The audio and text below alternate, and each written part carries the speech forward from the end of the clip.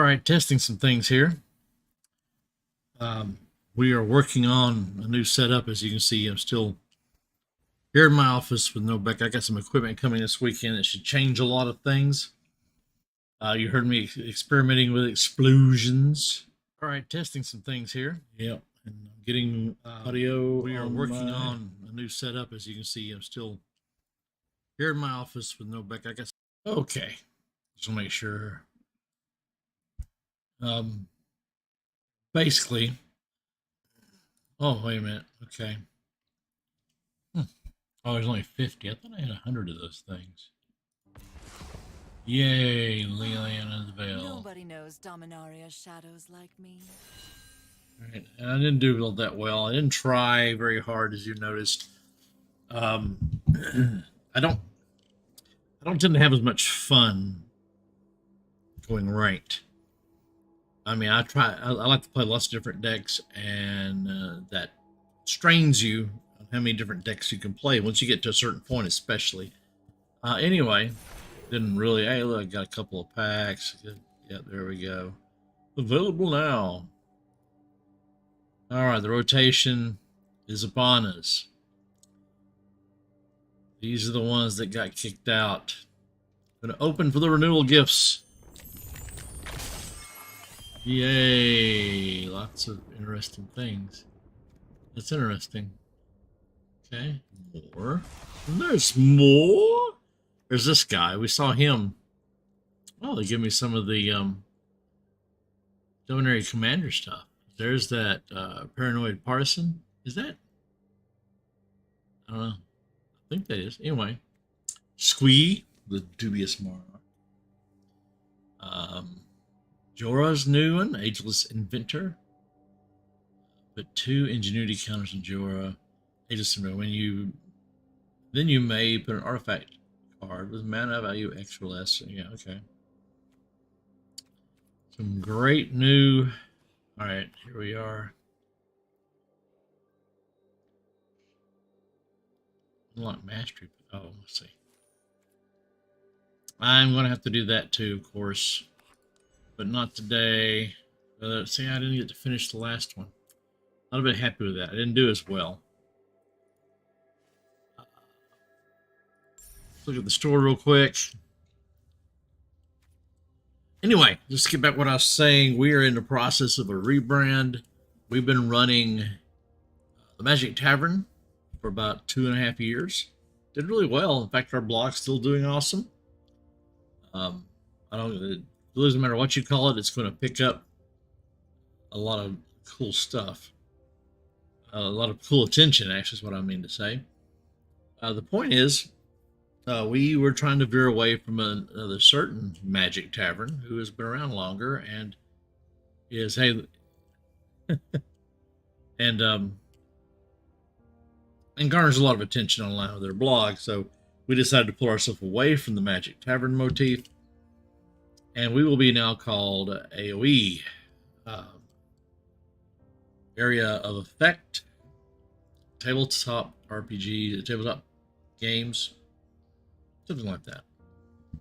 I was just laughing because they went ahead and did the stickers for the cat and the 2 people thing. It's funny. It's funny because it's funny. All right. But anyway, we've got Dominaria United. We've lost some sets, which I'm really sad to see go. Kaldheim and Strixhaven and Dungeons and Dragons. Both those were, to me, those were some fun sets. A lot of people were underwhelmed, and that's fine. Fine. I have a different outlook on things. I want to see if this light's too blazing for this. Yeah, I think I'm going to tone that down a little bit.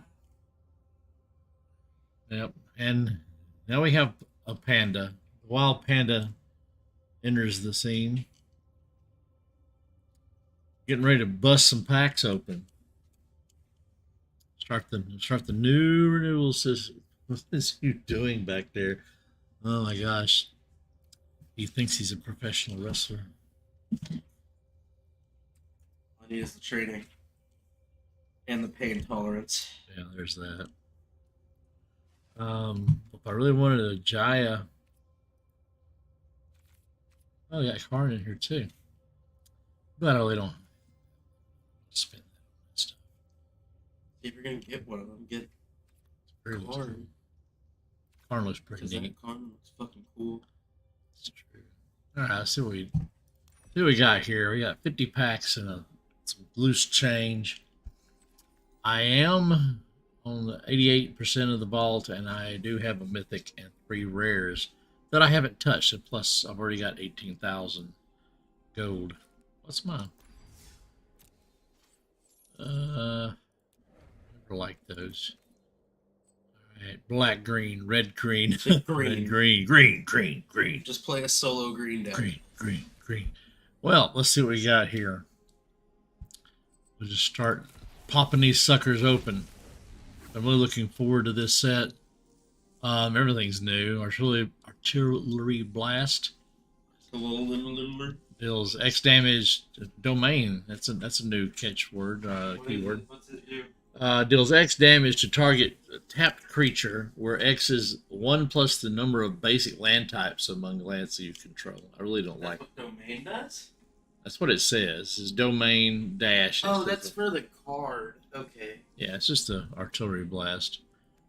Heroic Charge, I think, is it's a reprint. Yeah, that's a reprint. But very, very Boris and useful. Talos Lookout. It's a pirate. When it dies, look at the top 2 cards of your library, put one of them in your hand, the other in your graveyard. Too terrible bad. Essence Scatter, also a reprint. Excellent. Anything really cool, tell me. Fires of Victory. This spell was kicker, man. I really am not a fan of kicker, unless there's only a few kicker cards I've been like, man, I love playing that card. Yeah, but this Dominaria, you're gonna have a hard time getting away from it. Yeah, it's a red-blue. It's the blues in the kicker. If it was kick, draw a card. Fires of Victory deals damage to target creature, planeswalker equal to the number of cards in your hand. So that's an is it card advantage deck. Inscribed Tablet is a 1-drop artifact. 1 and tap, sacrifice it. Reveal the top 5 cards of your library. Put a land card from among them in your hand, and the rest the bottom of your library. I'm not a big fan of this. If you're going to do that, it should just be like as an artifact. I guess if you got an artifact deck, it'd work better. But I'm thinking, a 2-drop instant or sorcery would have been fine in that situation. But who am I? And there's the blue-white land. That is my rare. Okay. Next. All right, I got Smash to Dust, which I believe is an old reprint from Dominaria, I think. Yavi Maya Steel Crusher. It's a 2-drop 2/2 Enlist. As this creature attacks, you may tap a non-attacking creature you control without summoning sickness. When you do, add its power to this creature's till end of turn. Sounds like it may go in the Elena deck. They're still around. That's a good thing. That's one of the good cards that are sticking around. Or you can sacrifice it and destroy an artifact if you need to, and that's good.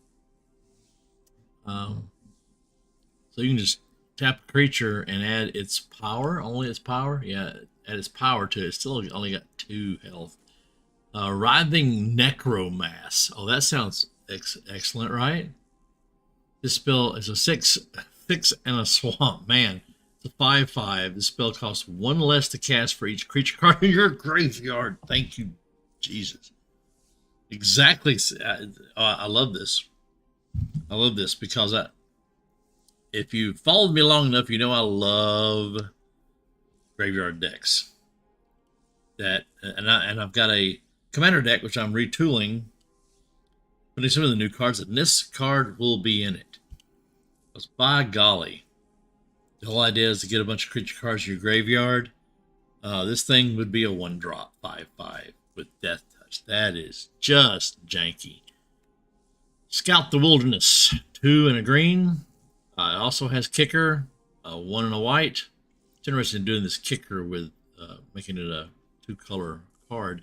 Search your library for a basic land card, put it in the battlefield tapped.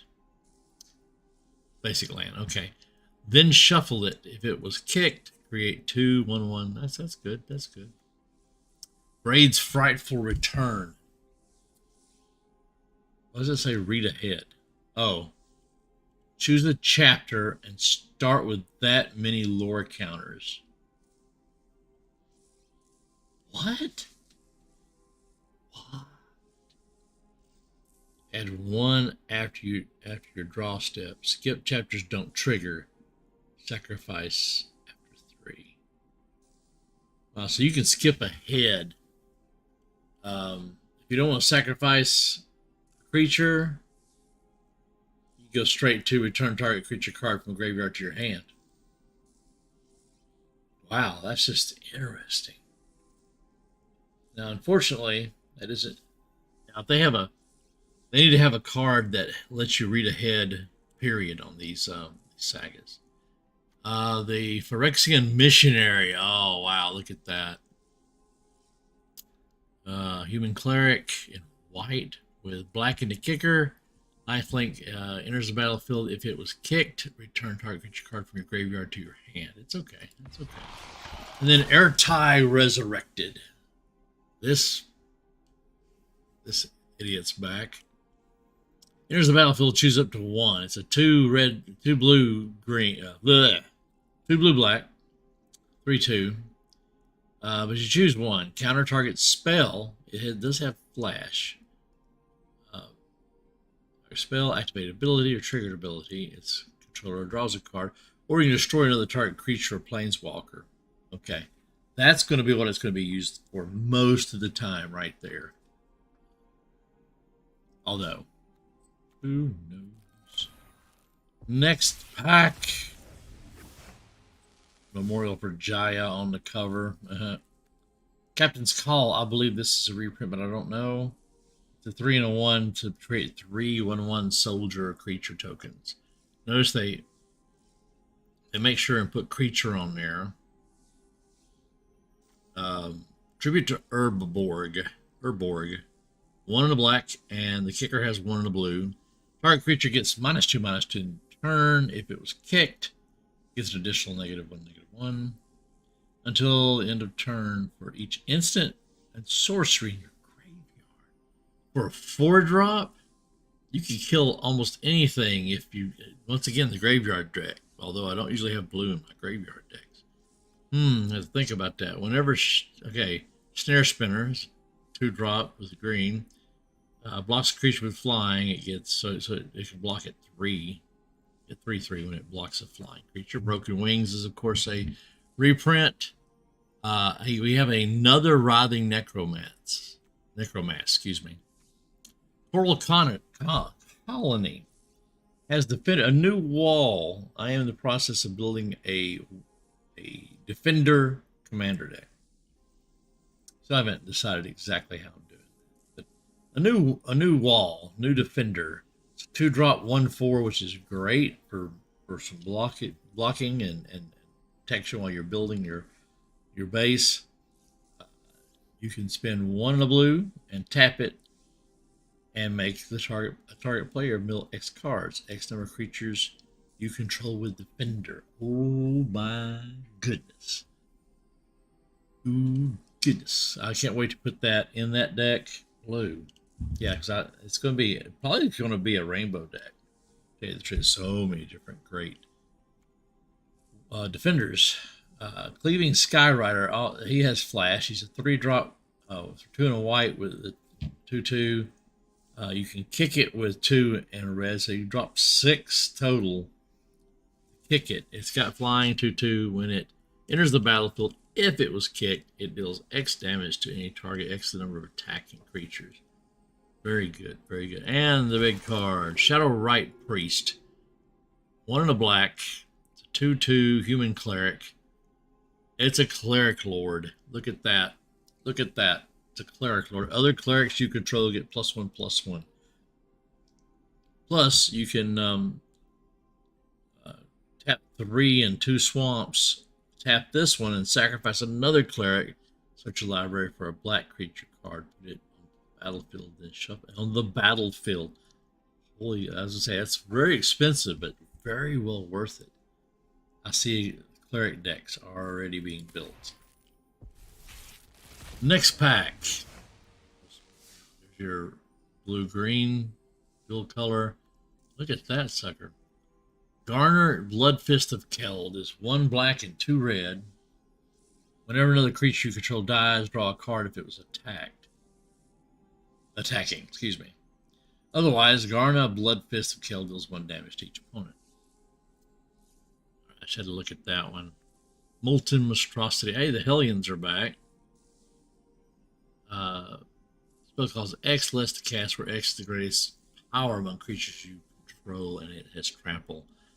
Another way of cheating it out a little. You got a big creature, this thing comes out much cheaper, and it has trample. A lot of great cards like that. Goblins, oh lord. Steps will love this. He loves his goblins. It's a 2-drop, 1 in a red, 2/2, and you can do the discard, draw a card deal. Citizen's Arrest. That is so weird. Yeah, 1 and 2 white. When a Citizen's Arrest enters the battlefield, exile target creature or planeswalker an opponent controls until Citizen's Arrest leaves the battlefield. So that's it's got a double white, which makes it a little harder in combination decks. But Haunting Figment, 1 in a blue. It's an illusion. There we go. We get some illusions going. 2/1. It's Vigilance. Love me some Vigilance decks, but in blue, I don't know. Haunting Figment can't be blocked as long as you cast an instant sorcery spell this turn. You can jank that. Then Aaron, Vanillia's Ruin. Look at him. Isn't he a pretty guy? 2 white and, sorry, 2 plains and 1 swamp. He's a 3/3 with Menace. You can spend a plains and a swamp, tap this one, and sacrifice another creature, and put a +1/+1 counter on each creature you control. How about ramping the hell out of something? I like that. I like that, especially if you got a sacrifice engine. And then I got another gold. Up to 4 rare and 3 mythic right now. All right. Actually, yeah, because I got one over here too. I didn't. I got that one. Alrighty then. We got the green-black dual color land, and we got the white-red. There's my 3rd Writhing Necromancer. Excuse me. I keep saying that. Oh. Already, you know, I've got to build this deck. Got to build this deck. What's he's making me? He's pushing me. They're pushing me into a corner. Gaia's Might. It's a 1-drop green. Got Domain.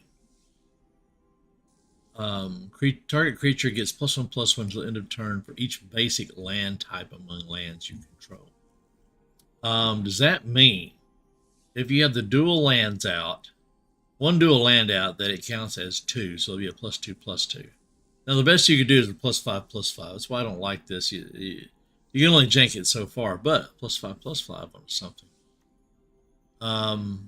Griffin Protector, 3 and a white.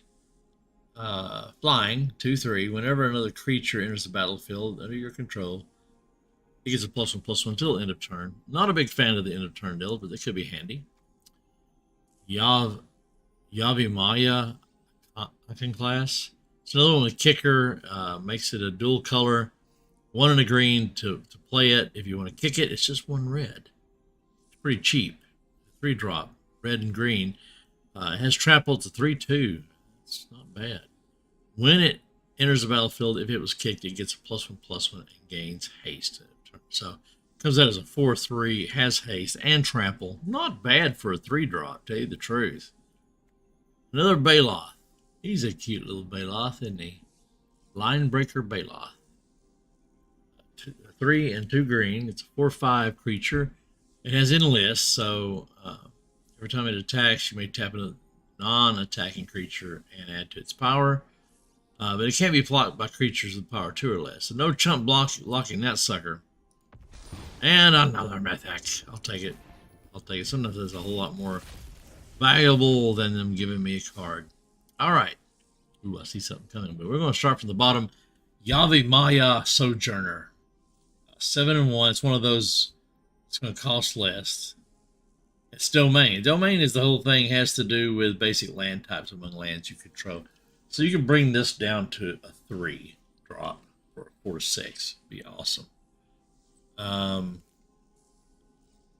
Maria's Outrider has reach. It also has domain. So when it enters the battlefield, it deals damage equal to the number of basic land types. So once again, the best it can do is 5 damage. Another wall. Interesting. This one in blue also. Academy Wall, 2 in a blue. It's got Defender, of course, and when you cast an instant or sorcery spell, you may draw a card. If you do discard a card, this ability triggers only once each turn. They make sure it's a 0/5 for a 3 drop. Very nice.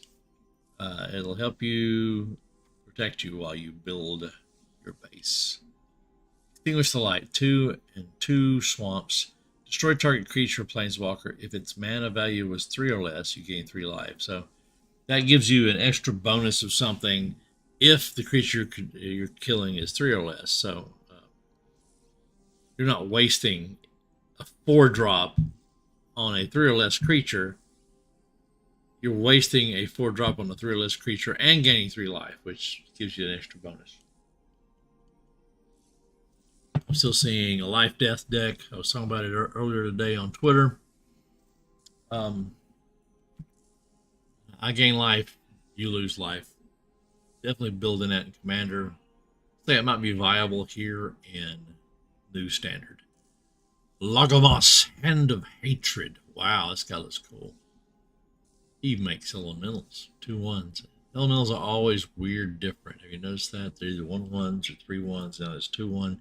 At the beginning of combat, on your turn, create a 2/1 red elemental creature token with trample and haste. Trample and haste, very good. Sacrifice at the beginning of the next end step. You can tap Lagomos, and search your library for a card, put it in your hand, shuffle, activate only if 5 or more creatures die this turn. I mean, elemental will be one of them. I don't know. That might be helpful. And then the Golden Argosy. I think that was in the story. It was one of the vehicles involved. It's a 4 drop for a 3/6. That's some really good defense, which is very true to the ship because it was defending the heroes there at the end. Whenever it attacks, exile each creature that crewed it this turn. Return to the battlefield tapped under their owner's control at the beginning of the next end step. So you could have some enter the battlefield effects. You save those up for the next turn. It's only a crew 1 now, so you're only going to have 1 creature doing that. I mean, you might be able. I don't know if it'll let you, tap more than 1 creature. I mean, it's only 1 drop. That's pretty good. Pretty good. I like that. Vehicles coming. All right, more lands. Dual lands. We have the Argivian Cavalier. He's a 2 and a 1 white. He does have enlist, so every time he attacks, you can tap a non-attacking creature and add to him his power to him. It's a white one. So do a red, white, green with Helena. I know I'm stuck on that card. I love that card. And you get to create a 1/1 white soldier token card. Yeah. So we got that one again, and we have Yohar, Baldalian Desecrator. Phyrexian, once again, notice the Phyrexian in the title, in the creature deal. Phyrexian Merfolk Wizard. By the time this thing is over, you'll definitely be able to make an all Phyrexian deck. I'll guarantee you that. That's a 2-drop, blue, black, and use a 1/2. You can tap it and draw a card and discard a card. If you discarded an instant or sorcery card this way, each opponent loses 1 life and you gain 1 life. Oh, almost like maybe a blue-black life death deck. Sacrifice, okay, you tap 2 mana and sacrifice Bohar. You may cast instant sorcery spell from your graveyard this turn. If that spell would be put into your graveyard, exile instead. May cast it. So you've got to pay the cost. It's not over without paying the cost.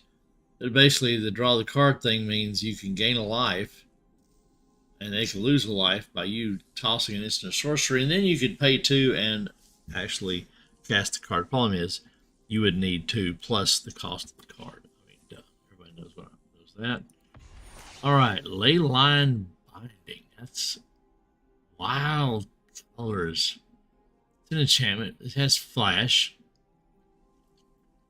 Cool. Enchantment you can play on your opponent's turn. It is a 6-drop, 5 and a white, but it does have domain. It's got flash, like I said. Spell costs 1 less. It'd be for the basic land type. When Leyline Binding enters the battlefield, exile target non-land permanent an opponent controls until it keeps it out. But if you got a lot of different types of land, it's going to encourage multicolored decks, obviously. Okay, next pack. Let's see what we get. A lot of cool stuff here. All right, Juniper Order Root Weaver. A 1 and a white. It does have a green kicker. It's a 3-drop. Once again, sounds like a cheap deal, but what does it do? When it enters the battlefield, if it was kicked, put a +1/+1 counter on target creature you control. Now that's counter. That's not until end of turn. I like that a lot better. And it's a 3-drop. To not only put this out for a 2/2, but put a 1/1 counter on target creature you control. It may be this one. You can probably put it on yourself. Obviously. Enthrall to the Pit. 3 and a red. It does have 2 and 1 swamp kicker. 7-drop. But you gain control of target creature until end of turn. Tasted dead. The spell was kicked. Oh. So if you sacrifice it, or if you kick it, you sacrifice that creature at the beginning of the next end step. It says, gain control of target creature until end of turn. Untap that creature. Spell was kicked, sacrifice that creature at the beginning of the next end step. So basically, that's 7. That's pretty pricey. Maybe in maybe in Commander it would work better. But if you drop 7,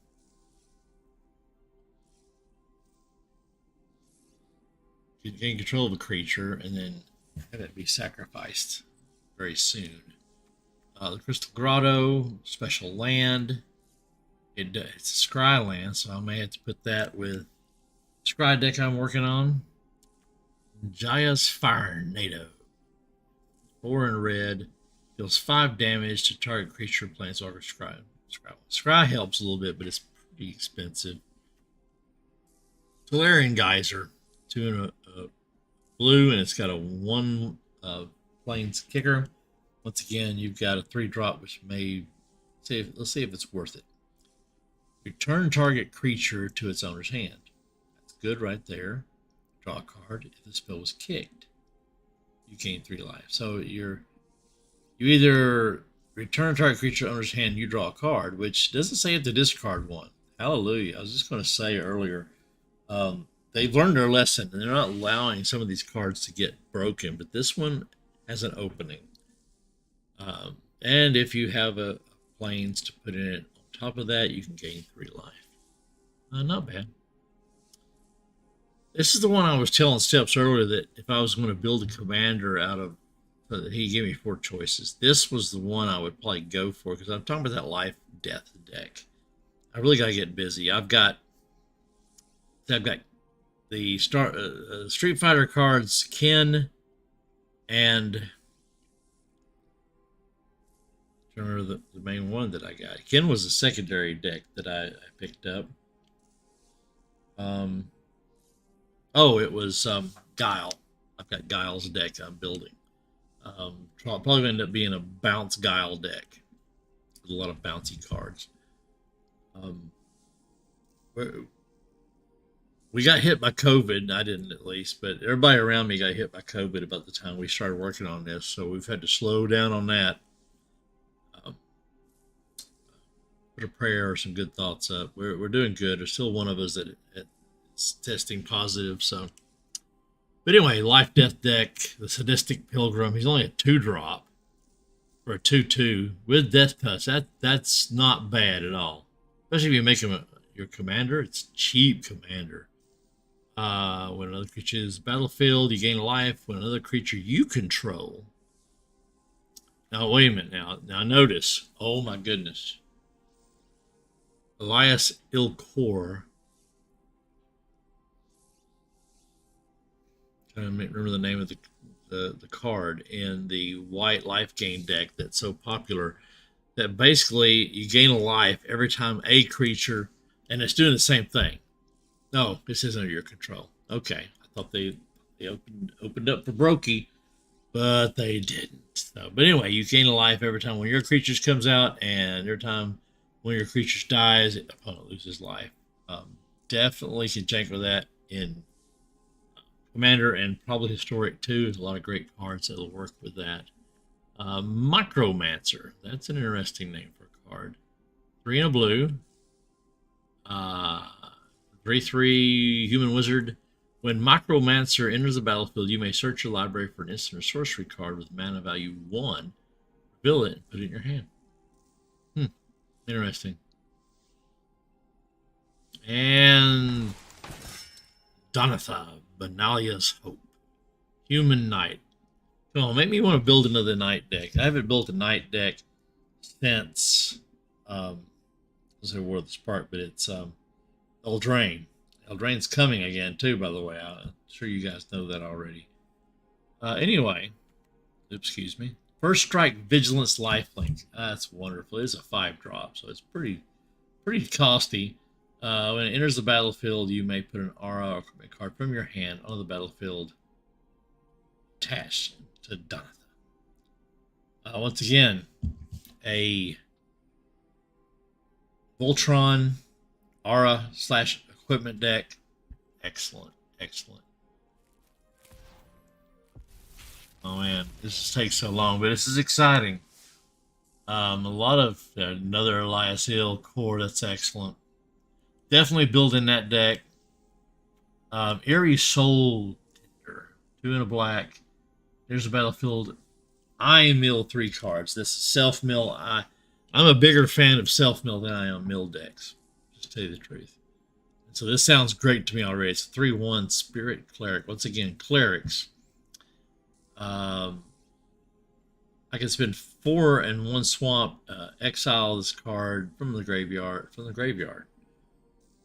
Return another target creature card from your graveyard to your hand. That's okay, but that's pretty costly. And the big one. Oh goodness, Urbog. This is that. It's a Lurgoth. It's got 2 different kickers. That's weird. It's a 1 and a green. Oh, this is really exciting me. There's a lot of asterisks running around, so we need to read this. It's got a kicker of either blue or black, or maybe both. I don't know. And it costs us 1 and a green, so it's a 3-color card, maybe. Well, it is a 3-color card in Commander, so. As Urborg Lurgoth enters the battlefield, mill 3 cards for each time it was kicked. Okay, so you can mill 3 cards every time you drop a red or a blue or black. I can't even talk. Urbog Lurgoth's power is equal to the number of creature cards in your graveyard. Yes. Oh yes. I told you I love graveyard decks. This guy may be my new pet. It's cheap. Man, that's one. And its toughness is equal to that +1, so it's got an extra. What did I forget? I jumped right to that. We got the Kavu, which we got Kavu's back, guys. 2 and a red. It's a 2/3 Kavu, and you can spend 1 red and get a +1/-1 till end of turn. Not a big fan of those either, but it's okay. Here's a black goblin. Splatter goblin. Phyrexian goblin. There you go. That's what you want to hear in combination with each other. When a splatter goblin dies, target creature an opponent controls gets -1/-1 at a turn. Very good. Can't say I'm not disappointed.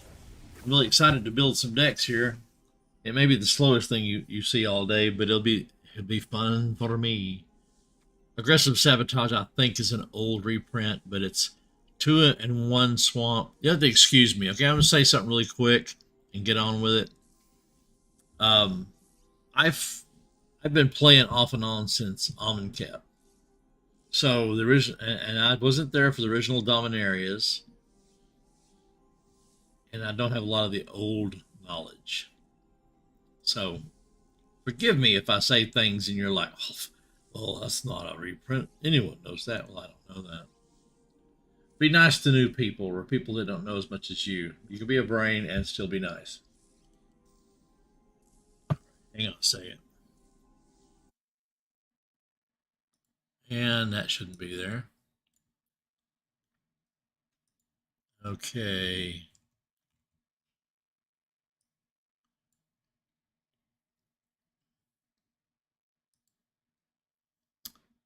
Okay.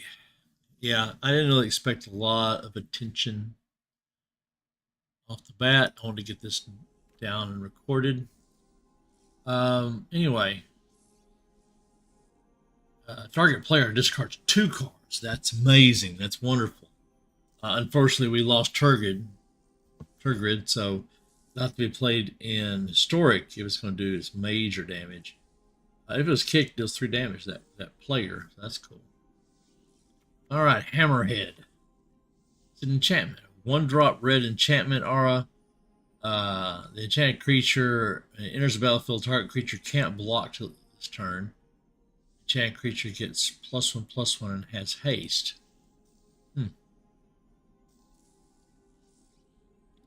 Can't block it, so you can't. Okay, that's weird. Anyway, timely interference. It's one of those 3-drop kickers. It's a 1-drop blue, and if you just drop 1 blue, target creature is -1/-0 in a turn. But if you drop a 1 and a red along with it, that creature blocks this turn if able. Draw a card. It might be okay. Hey, another serpent. I love serpent decks too. Don't ask me why. I'm drawn to them. 6 and a 1. Here we go. This spell costs 1 less to cast for each instant sorcery card in your graveyard. Excellent. That's really handy. It's got Ward 2 also. Which means you got this 5/5 Tolarian Terror, who's going to be harder to kill. I won't say hard to kill, but harder to kill. I love Phoenixes too. BDC, do you love everything? I didn't even introduce myself. I am the inevitable beast DC. There we man. I'm the most eloquent speaker you will ever meet. Just like you. I fumble over my words, I say the wrong thing. But I love Phoenixes. You might say, BDC, do you like everything? No. There's some things I don't like. Dirty Goblins. Mildex. Anyway, 1-drop Phoenix for a 1/1. It's got flying and haste. It can't block, and that's fine. Whenever you attack with 3 or more creatures, you may pay 2 red. If you do, return Phoenix check from the graveyard to the battlefield tapped and attacking with a +1/+1. That's very good. That's going to see some use, I think. Especially from me because I love Phoenixes. And there's another 3-drop with kicker. You can either have a flying 2/1, or you can drop a red along with the 1 and the blue, and it can discard your hand, then draw 2 cards. It comes in real handy when you have no hand. Hey, looky here. Look at this guy, and he's special. So 1 green, white, legendary human soldier. King Darian. See, that's what? 48th. Anyway, other creatures you control get +1/+1. That's wonderful. For a 3-drop, that's amazing. Now you can also drop 5 and put a +1/+1 counter on Darien and create a 1/1 soldier. Or you can sacrifice this sucker and create tokens. You shows you control gain hexproof and indestructible to end of turn. So he can sacrifice himself for a big run and you don't destroy his stuff. That's a good card. I like that. It's cheap. There's lots of things. Lots of things. Alright. Phyrexian Rager. That sounds familiar, actually. 2 and a black. Enters the battlefield. You draw a card and you lose a life. It's a 2/2 Phyrexian Horror. Colossal Growth. This is a different. I was going to say it's a reprint, but it's a 1 and a green, and you've got a one red kicker. It's either +3/+3, or if you kick it, it gets +4/+4 and gains trample and haste. So that's very for a 3-drop. Give him a +4/+4 trample and haste. That's actually a very good utility card. Did I see this card? Yeah, I did. Salvage Mana Worker. 2-drop construct. 1/3 creature. It also is a mana rock. It's a cheaper mana rock because it's only a 2-drop. You can only activate that once each turn. So what? I'm not going to ask. Elvish Hydromancer. That sounds interesting. 2 and a green, and you can really blow the bank with 3 and a blue for a kicker.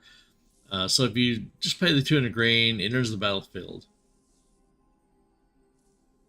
Oh, you get a 3/2 for a 3-drop. Not bad. But if you drop into the 3 and a blue, create a token that's a copy of a target creature you control. Now that I can get behind. It's another thing, and I know you get tired of hearing this, but I really like copy cards. It's in my wheelhouse. I'm sorry. That's just the way it is. Anyway, and we get the Llanowar Green Widow. 2 and a green. 4/3 spider with reach and trample. It does have domain. 7 and a forest. You can return it from the graveyard to the battlefield tapped. It gains, if this permanent would leave the battlefield, exile instead of putting it anywhere else.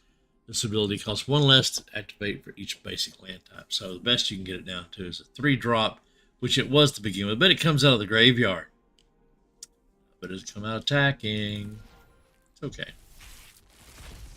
Oh, come on. Keep bringing it. Impulse is 1 in the blue. I think that might be a reprint, but I'm quit saying that because I don't know. Look at the top 4 cards of your library. Put one of them in your hand. The rest at the bottom of your library in any order. Very nice. 1 in a red. Instant.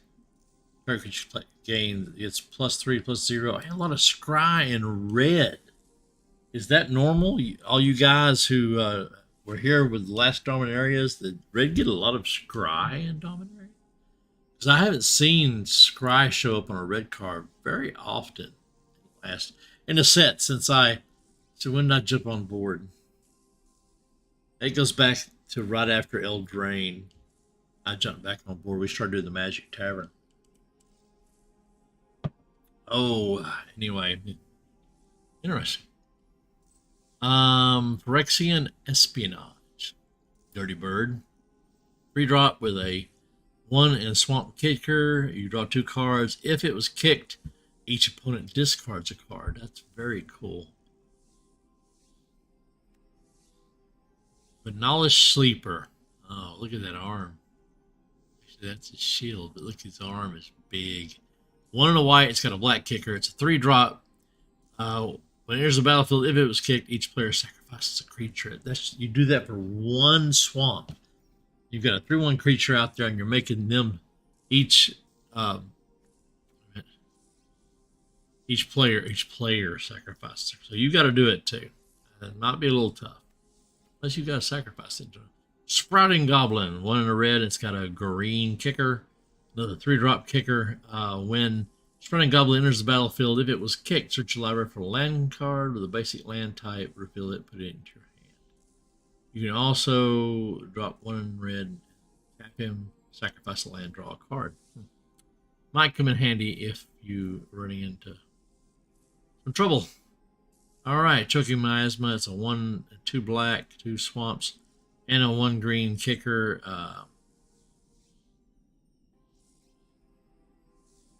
It's either all creatures get a -2/-2 to their turn, or if you kick it with the 1 green, you get a +1/+1 counter on a creature you control. All right, here we are, reading ahead again. Phyrexian tokens look pretty cool, I have to say. The phasing of Zalfir, is that it's Teferi's land? 2 and 2 blue. Has read ahead, so you can totally jump number 3 if you want. 1 and 2 do another target non-land permanent phases out. It can't phase in for as long as you control the phasing of Zalfir. So it could be yours, could be theirs, as long as this card's out. Or you can just jump right to number 3, destroy all creatures. For each creature that's destroyed this way, its controller creates a 2/2 black Phyrexian creature token. So that means suddenly the battlefield is all Phyrexians. Oh wow, you better think about that. Because usually, if you're board wiping because they have more creatures than you. There's the red-black card, Battle Rage Blessing, 1 in a black, instant. Target creature. Oh, let's see. This is going to see a lot of play in the black decks. Target creature gains Death Touch and Indestructibles in turn. Indestructibles always a blessing, as is the Death Touch. So that's going to be a great card. 2 in white. He's got a 1 in a blue kicker, as well as the expensive kickers. Stall for time. It's instant. Tap up to 2 target creatures. If you drop the 1 in the blue, you can put a stun counter on each of those creatures. Now, the stun counter means... if you put a stun counter, it means that when you go to untap it, you have to remove a stun counter, have to wait for the next turn, and you draw a card. It's not too bad, but it's still decently expensive. Shadow Prophecy, 2 in a black. It does have domain. It's an instant.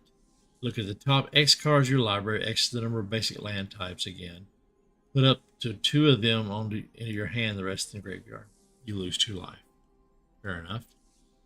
Resolute Reinforcements, I think, is a reprint. A 1 in a white. With Flash, 1/1. A Human Soldier. Human Soldiers are big, as they always are in Dominaria, I believe. And it creates a 1/1 white soldier creature token. Yep. Oh, we have a Boros. Dude. 2 drop.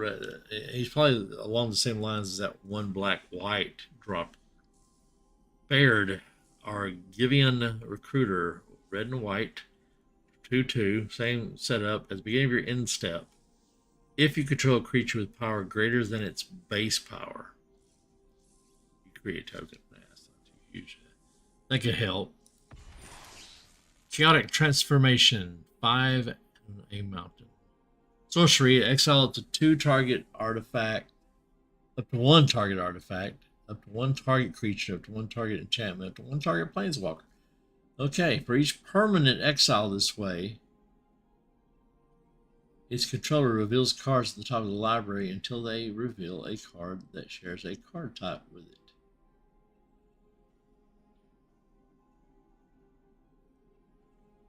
Put that card in the battlefield. Wow.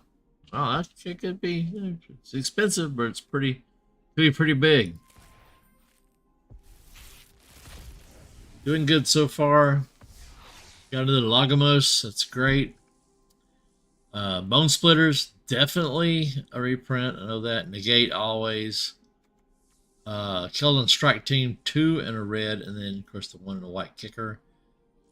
Enters the battlefield. If it's kicked, you get 2 token soldiers. Doesn't say human, does it? That's one of the big deals, was whether it was human or not. They did that in Dominaria the last time, and people abused the hell out of that one little... This guy doesn't say he's human. He says he's a soldier. As long as Keldon Strike Team enters the battlefield this turn, creatures you control have haste. Okay. Then we've got a 4/4 with reach, 3 folk, 3 and a green. Nice. Instant. Tear Asunder. 1 and a green, and then 1 and a black kicker. Exile target creature, artifact, or enchantment. Okay, artifact, enchantment. That makes sense. If this spell was kicked, exile target non-land permanent instead. So 4-drop, exile. That's not bad. Not another Airtie Resurrected. Move on. Okay. Bite down. I've never heard that one. 1 and a green. Target creature you control does damage equal to its power. Okay, that's cool. Cool. Charismatic Vanguard, Dwarf Soldier. There was a dwarf that there's a whole dwarf deck that I've heard about. So this might come in real handy. 2 and a white. And it can give a +1/+1 until end of turn to all your creatures, but it costs. So. Bog Badger, 2 and a green. It's got a 1 black kicker. A lot of creative kickers that don't cost tons. I'm really glad to see that. A lot of the kickers just are too expensive to even deal with in standard. There's a battlefield. If it was kicked, creatures you control gain menace. Not bad. Moldavian Atrocity. Phyrexian Berserker. It's 2 and a black, and it's got a red kicker. It's a 2/3 creature with menace. Enters the battlefield. If it was kicked, return target creature card with mana value of 3 or less from your graveyard to the battlefield. It gains haste. Wow, that's not bad. For a 4-drop, you get this creature and another 3-drop creature out of the graveyard. Alright, now to the next one. On to the next. More of those dual lands. Death Bloom Gardener, 2 and a green. It's a 1/1 with Death Touch. Also mana rock. It's okay. Twin Inferno. That's interesting. 1 and a red. Instant. Choose one. You cast your next instant sorcery spell. Copy that spell. You may choose new targets. Or targets you control gains double strike. Both of those are really good for a 2-drop. I think we're going to see some use. And there's another mythic. Gets us up to 4 mythics and 6 rares. More land. The Clockwork Drawbridge. Another defender.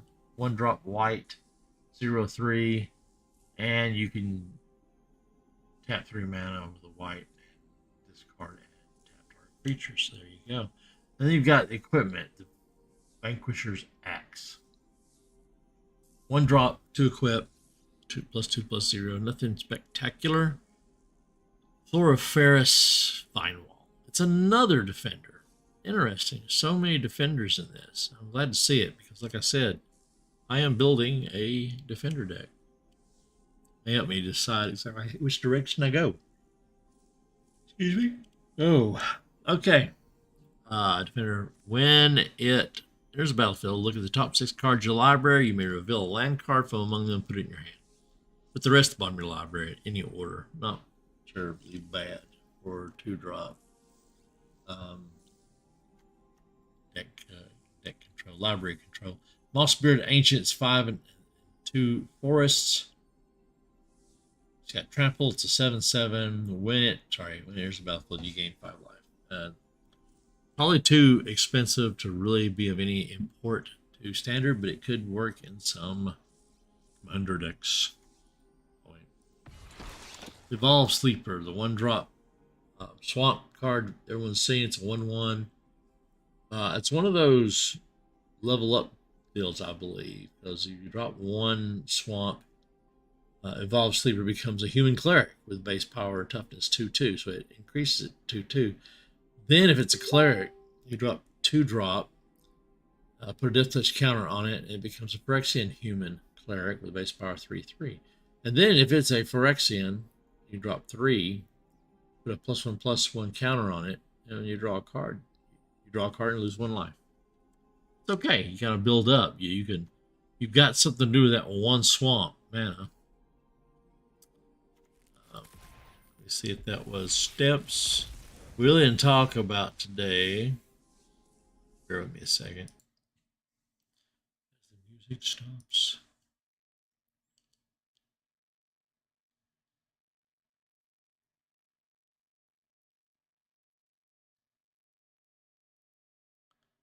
Okay, I heard a ting. Oh, there it is. It is Yo Dude. Okay. All right. Let me go back over here. We got a 3-in-1 swamp, 4-drop tattered apparition. It's a shade. Now that's interesting. I haven't seen a shade lately. Quite a while. It's a 2/2 flyer. You can drop 2 more, and you give it +1/+1 end of turn. Once again, I'm not really excited about the end of turn effects. 1-drop blues shore up. Target creature you control is +1/+1 gains hexproof until end of turn. Now we'll get some play just because of the whole hexproof thing. You got to have those cards that give indestructible and or hexproof for defense.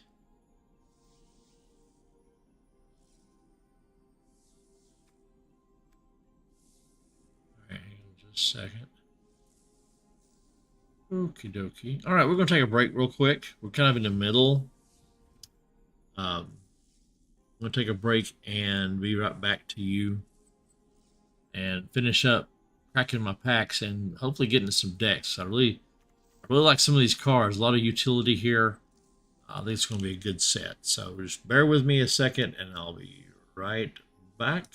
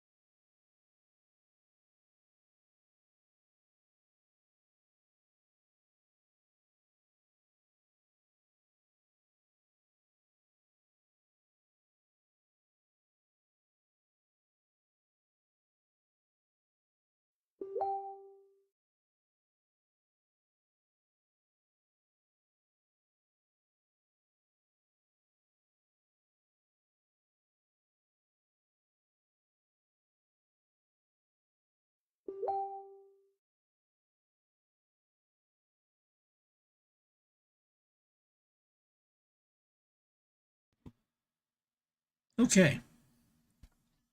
Quick break. It's apparently coming by for a second.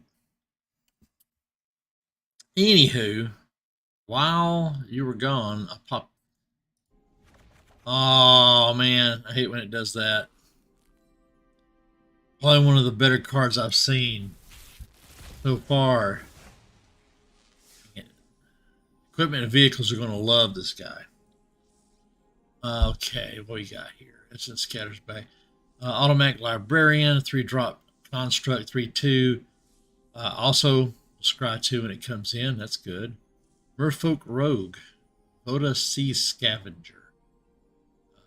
2 in a blue, 3/2. Green and 2. 2 in a blue.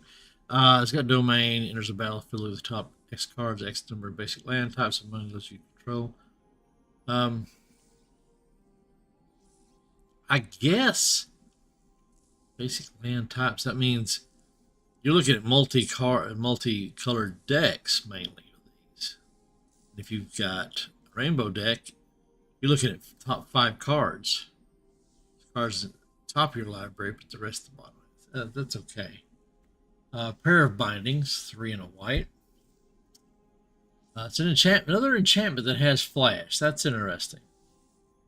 Battlefield, exile to 1 target non-land permanent and opponent controls until pair of binding leaves the battlefield. You gain 2 life. Not bad. And then Runic Shot, 1-drop, white, plains. You got 1 blue kicker, destroy target tap creature. If this spell was kicked, you get the scry too. That's okay. That's okay. Rada's Firebrand. Rada is back. 1 in a red with a 3/1 human warrior. Whenever Rada's Firebrand attacks, target creature defending player controls with power less than Rada's Firebrand's power can't block this turn. It also has domain. 5 and a red. +2/+2 in a turn. This ability costs 1 less for every basic land type. The best you could do is get it down to a red. Which in standard is not going to be the easiest part to do rainbow. Or easiest thing to do rainbow. Alright, we're getting to the point where we're seeing a lot of the same cards now. There's the blue-white land, which we hadn't gotten yet apparently. And we've got the Raven Man. I want to talk about the Raven Man.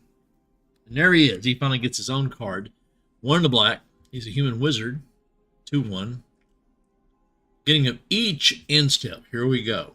Each instep. If a player discards a card this turn, create a 1/1 black bird creature token with flying. This creature can't block. 3 in a black and tap it. Each opponent discards a card. So it's got an engine to make you discard every turn if you want to spend 4 every turn. Or if you got a bunch of other cards that make you discard. And you're making the 1/1s. It's okay. So it's not amazing. Not that last card I didn't get to talk about. Maybe they'll give me another. I hope they give me at least 1 more of those so I can not only tell you about it. Alright, we got the Flowstone Infusion. 1-drop mountain there. Creature gets +2/+2, -2 in a turn. Not really excited about that. Once again, read ahead on a saga. Love Song of Night and Day. That sounds so cool. Look at the artwork on that. Huh, that is so cool looking. Now, once again, you can start. You can choose a chapter and start with that many lore counters. So you can start with number 3, number 2, or you just go on with number 1. You don't get the triggers on the skipped ones. It's the only problem. The ones you and a target opponent each draw 2 cards. That's not bad. I mean, you're giving your opponent benefit too, but 2 is create a 1/1 white bird creature token with flying, and then the third lore counter gives you a +1/+1 counter on each of up to 2 target creatures. Okay, let's say each creature. +1/+1 counters. I love them. Academy Lore Master. 2 blue. Human Wizard is a 2/3 human wizard. At the beginning of each player's draw step, that player may draw an additional card. If they do, spells they cast this turn cost 2 more to cast. So it's their choice if they want to. Spells cost. That seems like a lot of cost. Unless you're prepared for that cost. Take out the shield. That's where that great Johnny artwork came from. That beautiful shield. 1 and a planes instant +1/+1 counter on target creature. It gains life, blink, and indestructible. Another card that's going to get a lot of play. Excellent. I am impressed. Tachova, Steward of Tides. 2 green and a blue. Land creatures you control have flying. Wow. Whenever a land creature, see this thing, land creature. Oh, we're talking actual lands that become creatures. Yeah. You control 7 more lands. Up to 1 target land you control becomes a 3/3 elemental creature with haste. It's still a land, and it gets flying. It's not bad. All right, it's 3-drop. Roll Elf Artificer. Hey, Artificer, look at that. I don't know, did we get an art? Well, we've got Artificers back in some of the older sets. Did we get any in the D&D sets? I don't remember getting any. Anyway, Maria, Scholar of Antiquity. She's a 3/3. She'd be great in the deck with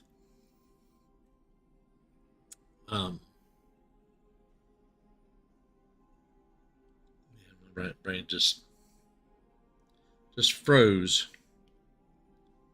Anyway, in that Gruul deck that I love so much. All right, the beat goes on. Like I said, we get a bunch of them now that we've seen already. We get a Cyclops. It's 3 and 2 red. It's a 5/4. That's not bad for 5-drop. Plus, you can. Oh, he's a Hurler. Hurler Cyclops. That makes sense. Sacrifice another creature. Hurler deals 1 damage. Okay, it's okay. It's like a lot of the old other cards. There's another Academy Lore Master, and the beat goes on. I would like to have one of the big planeswalkers before I walk out of here. That's what I hate, is when I do all this and I still don't get one of the planeswalkers. I do have Liliana, which is funny. They put her in here and she doesn't show up anywhere in the story. Mesa Cavalier, Human Knight, 2 and a white. Flying, Mesa Cavalier enters the battlefield, you gain 2 life. So it's a life gainer. And a pretty land. Okay, let's see. All right. Okay, we have Queen Elena of Ruidak. They're really hitting a lot of the big leaders, which they should. They should, absolutely. 1 green and 2 white. Her power and toughness equals to the number of creatures you control. So there you go. Her and that one, there's a human leader, king, who ramped everything, made tokens. So you get a bunch of these, and it just, yeah. Now go wide with the soldiers. If 1 or more creature tokens would be created under your control, those tokens plus a 1/1 white soldier creature token are created. So they were definitely not going to give you the whole you get one just like it kind of thing, because you break the hell out of that. But still, definitely the token deck. I see historic with some squirrels. Yeah. The Shoba Brawler, 1 and a green. He's got an asterisk. He's got trample. His power is equal to the number of basic life types. That, if you go big, you can make him a 5/3, but it's a lot of work. There's Sten. We've had Sten before. It's a card type other than creature or land. Spells you cast the chosen type cost 1 less to cast. So we're talking enchantments, well, anything but a land or creature. And then you can drop a 1 blue-green, exile this guy, return it to the battlefield, and so yeah. So you can choose again, right? So it wipes the slate clean, I guess? I don't know. Now we're definitely pretty much halfway there. Most of these we've seen. The Frost Fist Strider, 3 and 2 blue. With Ward 2, he's a 4/4. There's a battlefield, tap target creature an opponent controls and put a stun counter on it. Stun counters are cool. A new counter. I've got a deck that just ramps the hell out of counters. So, boom. Defiler of Vigor. Now this one's a 3 and 2 green, sort of like that other one over there. Phyrexian Worm. That sounds so cool. Looks even cooler. 6/6 Phyrexian Worm, trample. As a additional cost to cast green permanent spells, you may pay 2 life. Those spells cost 1 green less to cast if you pay life this way.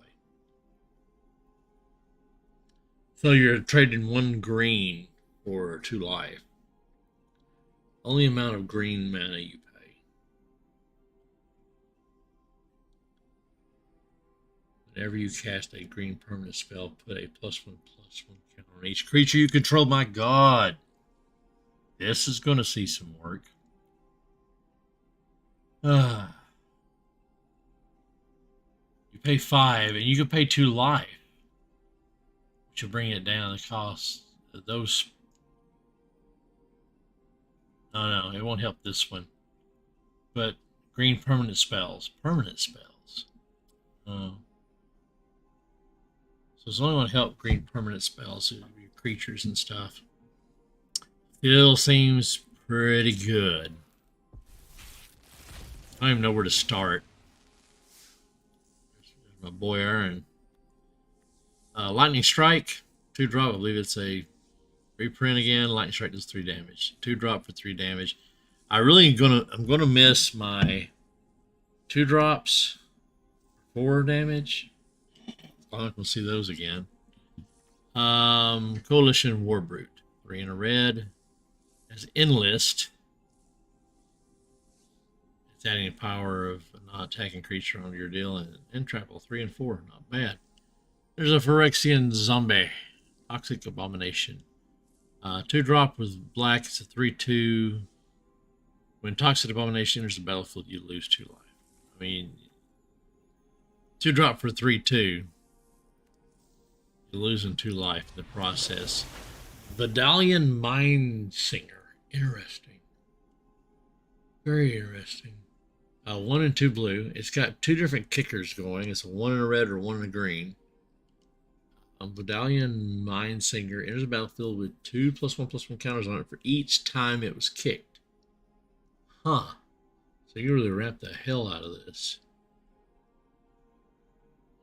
When it enters the battlefield, gain control of target creature with power less than Vidalian Mindsinger's power for as long as you control. Wow, I love that.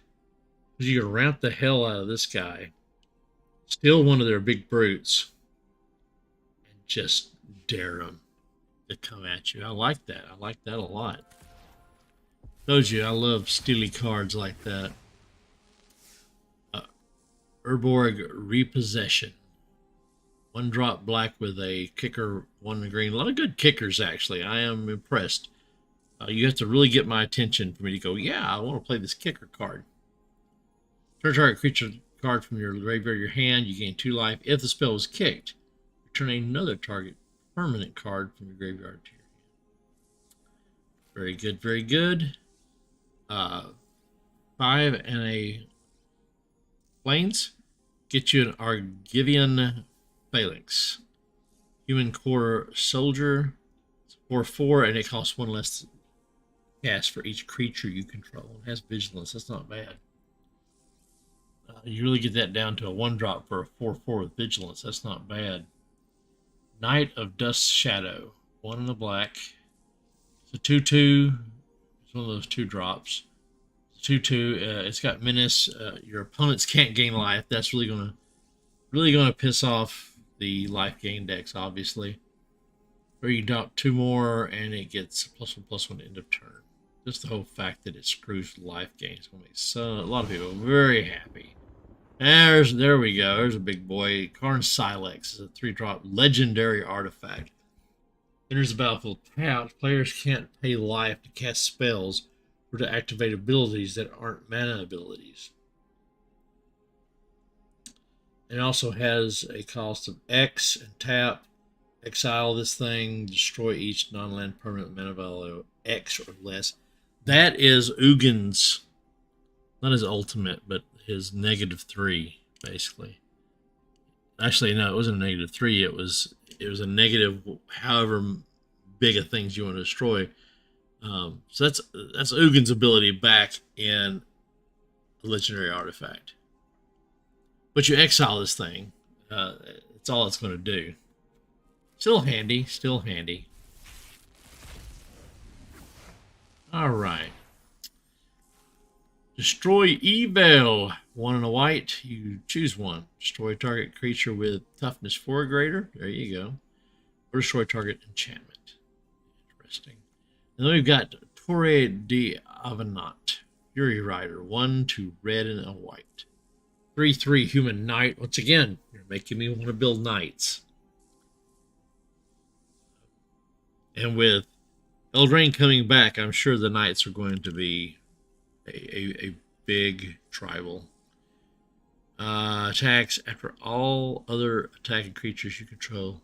All of them get +1/+1 to end of turn. Other red attacking creatures you control gain trample. Untap each other white attacking creature you control. It's basically vigilance. This has vigilance and trample, not bad. And another Vidalian Mind Singer. Really like that I've got 2 of those now. They can give me a whole set of those, I believe. Meteorite, 5-drop artifact. Enters the battlefield, does 2 damage to any target, and it's a mana rock of any color. Without any kind of cost on it, you just tap it. That's good. Joda's Codex is a 5-drop artifact also. As domain, you can drop 5 more and tap it. Draw a card. This ability costs 1 less to activate for each basic. So you get it down to where it's a 1-drop. 1-drop. Draw a card. Not bad. There's Rona. And that big fro. Sheoldred's Faithful. 1 blue and 2 black. Whenever you cast an instant or sorcery spell, each opponent loses 1 life. Very good. You may cast Rona Sheoldred's Faithful from your graveyard by discarding 2 cards in addition to paying its other costs. That's hard. That's tough. That kind of bites. And there's that Shadow Rite Priest again. Very good. Very good. That's 2 of them. I'll take them. All right. We've got the Samite Herbalist. 1 and a white. The 2/1 Human Cleric. Once again, Clerics and Knights seem to be the big deal. We got Wizards and Elves too. When it becomes tapped, you gain 1 life and you scry. Whenever it becomes tapped. Problem is, you got to keep it alive. Either find a way to tap it, or you keep attacking until somebody kills it. Excuse me. All right, 3, a green and white, Zar Ogenin, Scion of Brava. Really cool picture. It's a 4/4 cat warrior. Love me some cat warriors. With domain.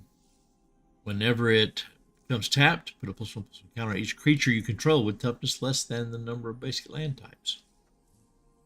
Huh. So only it goes so high. They're putting the control on it. And then the Anointed Peacekeeper. Boy, he looks like a badass, doesn't he? 2 and a white. Human Cleric, 3/3. With Vigilance, as it enters the battlefield, look at an opponent's hand. You may choose any card name. Spells your opponent's cast of the chosen name cost 2 more to cast. Activate abilities or of sources within the chosen name cost 2 more to activate. Okay, gonna fuck around with it a little bit. Boom! All right, we got another worm. 4 and a forest for a 5/4 Vigilance Trample Worm. Urtai's Scorn, 1 and 2 blue. Spell costs 1 blue less to cast if an opponent casts 2 or more spells this turn. Counter target spell. Okay. Not big on the counters, not big on blue decks, but that would work Another frog beast, Lord. And the beat goes on to add to my frog deck. Urg, Spawn of Turg. Nice. 2 black and a green. Got an asterisk too. Oh, I'm getting excited. It's got 5 toughness, but let's see what the number of lands in your graveyard. Wow. Yeah. I like that. Begin your upkeep. Look at the top card of your library. You may put that card into your graveyard. Black and a green, sacrifice the land, you gain 2 life. So there's a little gain life thing going on too. Frogs. Threats undetected. 2 and a green. It's a sorcery. Search your library for up to 4 creature cards with different powers and reveal them. Each opponent chooses 2 of those cards. An opponent, excuse me. Shuffle the chosen cards in your library and put the rest in your hand. Might come out in your favor, especially if you got 4 really good cards. Vine Shaper Prodigy. 1 and a green. It also has a kicker of 1 and a blue. There's a battlefield. If it was kicked, look at the top 3 cards of the library. Put 1 of them in your hand, the rest at the bottom of the library in order. It might be okay. Give some advantage. Shield Wall Sentinel. Another defender. Another defender, by the way. 4-drop Golem. 1/3. There's a battlefield. You may search your library for a creature card with Defender. Reveal it. Put it in your hand. Shuffle. There you go. Defender Tribal is a thing, apparently. Valdavian Berserker. 2 and a red. His core 1/3 core Berserker. Has an enlist. So you can tap a non-attacking creature and add to its power. When it dies, it deals damage equal to its power to any target. Could be handy. And there's Braids. Risen Nightmare. Love me some nightmares. I say that all the time, don't I? I love a lot of things in Magic. I'm sorry if I'm annoying you. 1 and 2 black. 3/3 Nightmare. At the beginning of your end step, you may sacrifice an artifact, creature, enchantment, land, or planeswalker. If you do, each opponent may sacrifice a permanent that shares a card type with it. For each opponent who doesn't, the player loses 2 life and you draw a card. Dun, dun, dun. Pretty good. Pretty good. Interesting. I really have a hard time knowing where to start with all this. Hey, look at that. 2 white and 2 blue. Tura Kinurad Sky Knight. Alright, it's a 3/3 human knight. Once again, the knights. Flying, whenever you cast an instant sorcery spell, create a 1/1 white soldier creature token. Very good. Then you add this guy to it. He's Raph the Weatherlight Stalwart. He's one of the 2-drop. White and blue, 1/3 human wizard. If you cast an instant sorcery spell, you may tap 2 untapped creatures you control. If you do, draw a card. Or you can spend 3 and 2 planes, creatures you control, +1 and gain vigilance to end of turn. That'd be okay. Hey, look, it's an an ape shaman. Silverback Elder. 2 and 3 green. Yeah. Okay, he's a 5/7 ape shaman.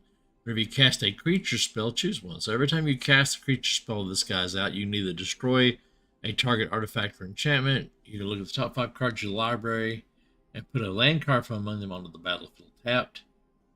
Or you can gain 4 life. So I like options, and they've learned that lesson well. The more options they give, the happier people are. Another is the black blue land.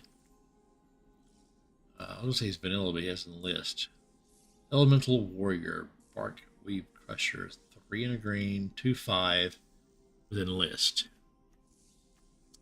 Slimefoot's Survey, 4 and a green, sorcery. Domain, search your library for up to 2 land cards that each have a basic land type. Put them on the battlefield tapped. Then shuffle. Look at the top X cards of the library. X is basic basic land types again. Put up to 1 of them on top of your library, the rest at the bottom. That's interesting. That's some, and another. We're up to 5 and 9. We're doing not Not too shabby. Phyrexian Vivisector. 1 in a black. Phyrexian human 2/2. Whenever a creature you control dies, you scry. A lot of scrying going on. Impede movement. Or impede momentum, excuse me. 1 in a blue. Sorcery. Target creature. Tap target creature. Put 3 stun counters on. Man. And that's real. You could really slow a creature down hard with that. And you get the scry. This is probably one of the most useful, besides the hexproofs and indestructibles. This one is heavily useful because you're tapping something. It doesn't say how big it has to be, so you tap their biggest creature and put 3 stun counters. You've got some time before that thing comes back out. That is very useful. Soaring Drake. It's kind of a vanilla flying 2/3 Drake. That's cool. Temporal Firestone, 3 and 2 red. It does have kicker, either a 1 in a white or 1 in a blue. Choose up to X creatures and/or planeswalkers you control, where X is the number of times the spell was kicked. Those permanents phase out. Temporal Firestorm deals 5 damage to each creature and each planeswalker. It is at the very least, it's a board wipe. If you've got the kicks, you can save a lot of your stuff by phasing it out. Phasing out is always a fun deal. For you, at least. Alright. Going down to brass tacks. Pixie Illusionist. 1-drop blue with a 3 and 1 green kicker. 1/1 Fairy Wizard. If it's kicked, it enters the battlefield with 2+1/+1 counters on it. +1/+1 counters. 2 of those. So if you kick it, be 5, it's going to be a 3/3. I'm sorry. Yeah, 3/3. Oh, you can tap this one. Target land you control becomes a basic land type of your choice. That might come in handy. This guy looks cool. Or gal. Yeah, gal looks cool. Doesn't matter. Love the bear. It may end up having to be in my bear deck just because that bear looks cool. Quarion Beast Collar. This guy, this woman, whoever, this druid would never make it in one of my D&D games with a name like Quarion. Sorry. Because, yeah, just don't ask. I DM a bunch of second graders. Just happen to be grown-ass adults. But anyway. So while it's out, it's a 2/2 Dryad Warrior. Sorry, it's not Druid, it's Dryad. Whenever you cast a creature spell, you put a +1/+1 counter on Quarion. When Quarion dies, distribute those counters among any number of target creatures you control, where X is the number +1/+1 counters. Interesting. I love counters. +1/+1 counters are my favorite. Alright. Phyrexian Warhorse. That looks so cool. The knight on the ground. Seen a lot of knights fighting baddies in this one. 3 and a black, kicker of 1 white. They really went all out with the kicker, and some of them are actually worth playing. Most of the kickers are in 2 aren't worth it for me. The only kicker I've really loved to play consistently, that's because I hold out and pay the 5, is the, what's it called? What is that called? Hang on just a second. Now it's driving me crazy. All right. Man.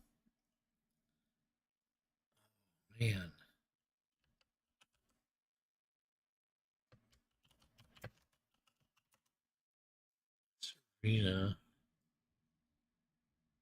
Is this the one? Yeah, it's just the one. Looking for card text. Yeah, filter by card text.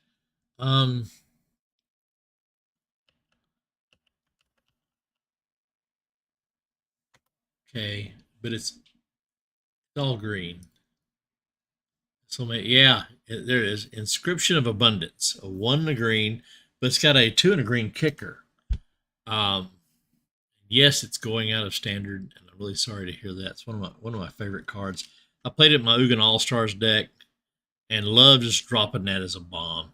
Drop 5 with a couple of green, a couple of forests, and just obliterate stuff. It was fun. Anyway.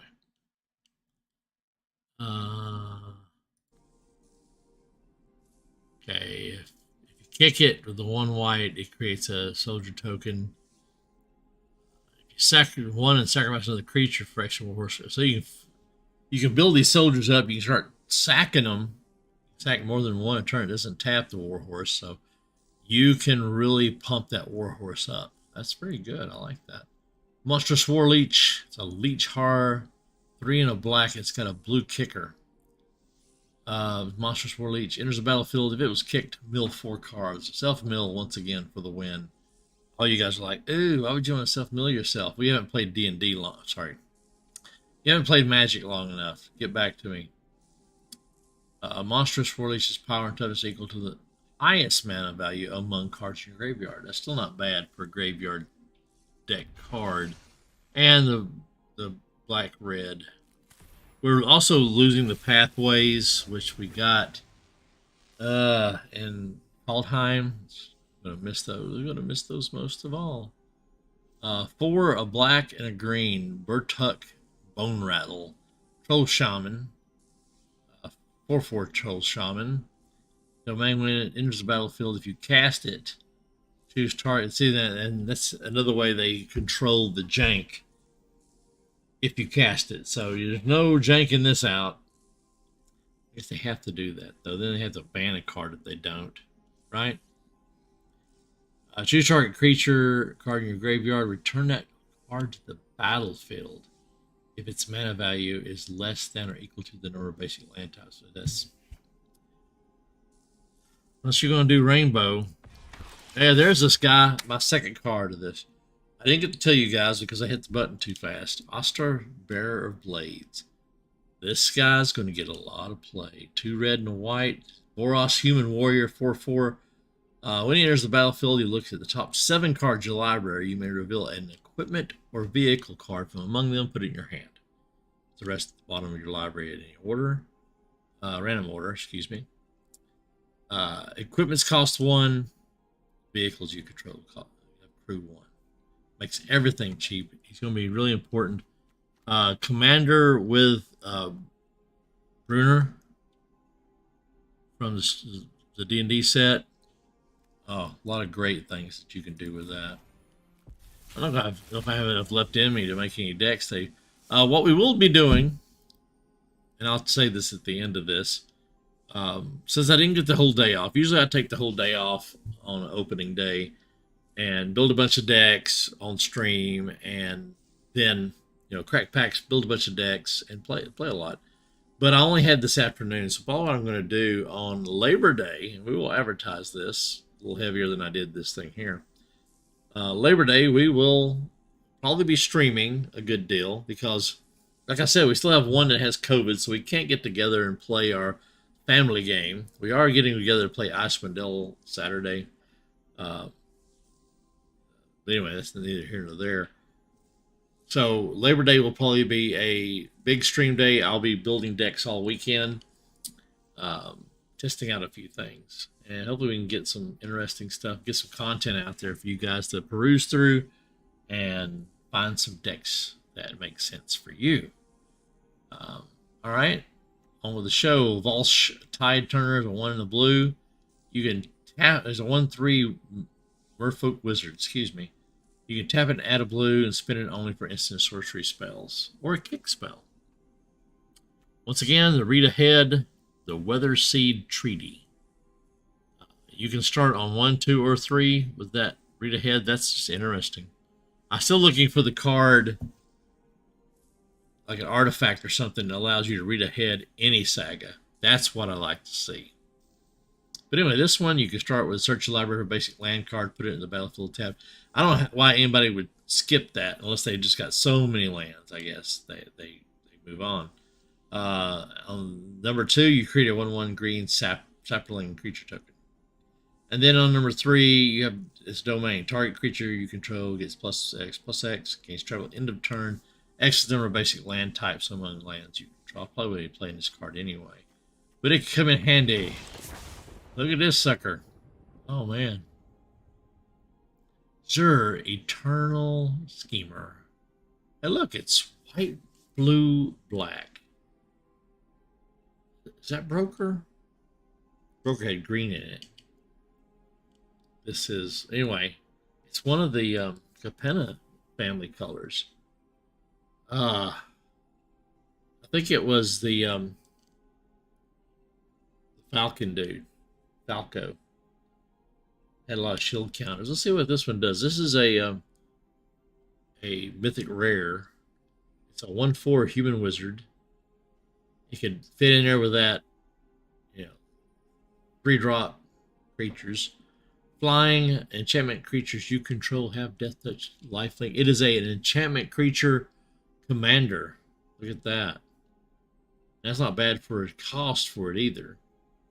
You've also got a 1 and a white. Target non-aura enchantment you control becomes a creature. In addition to its other types, and has base power and toughness equal to its mana value. Very good. I didn't see that coming. What is it? Why does it have... Oh, that's right. I'm sorry. Enchantment creatures you control have death touch, lifelink, and hexproof. That's an amazing card.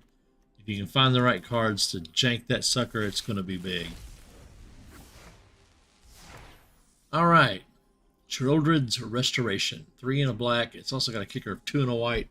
Super expensive to kick this one. We'll see. It better be worth it. Return target creature card from your graveyard to the battlefield. That's just playing the 3 and the 1. Just playing the main cost. If it's kicked, you gain life equal to that card's mana value. Otherwise, you lose that much life. Okay, so you're either taking a bite, or if you drop 3, you're going to gain its that much life. You exile this, so it doesn't. You can't grab it again.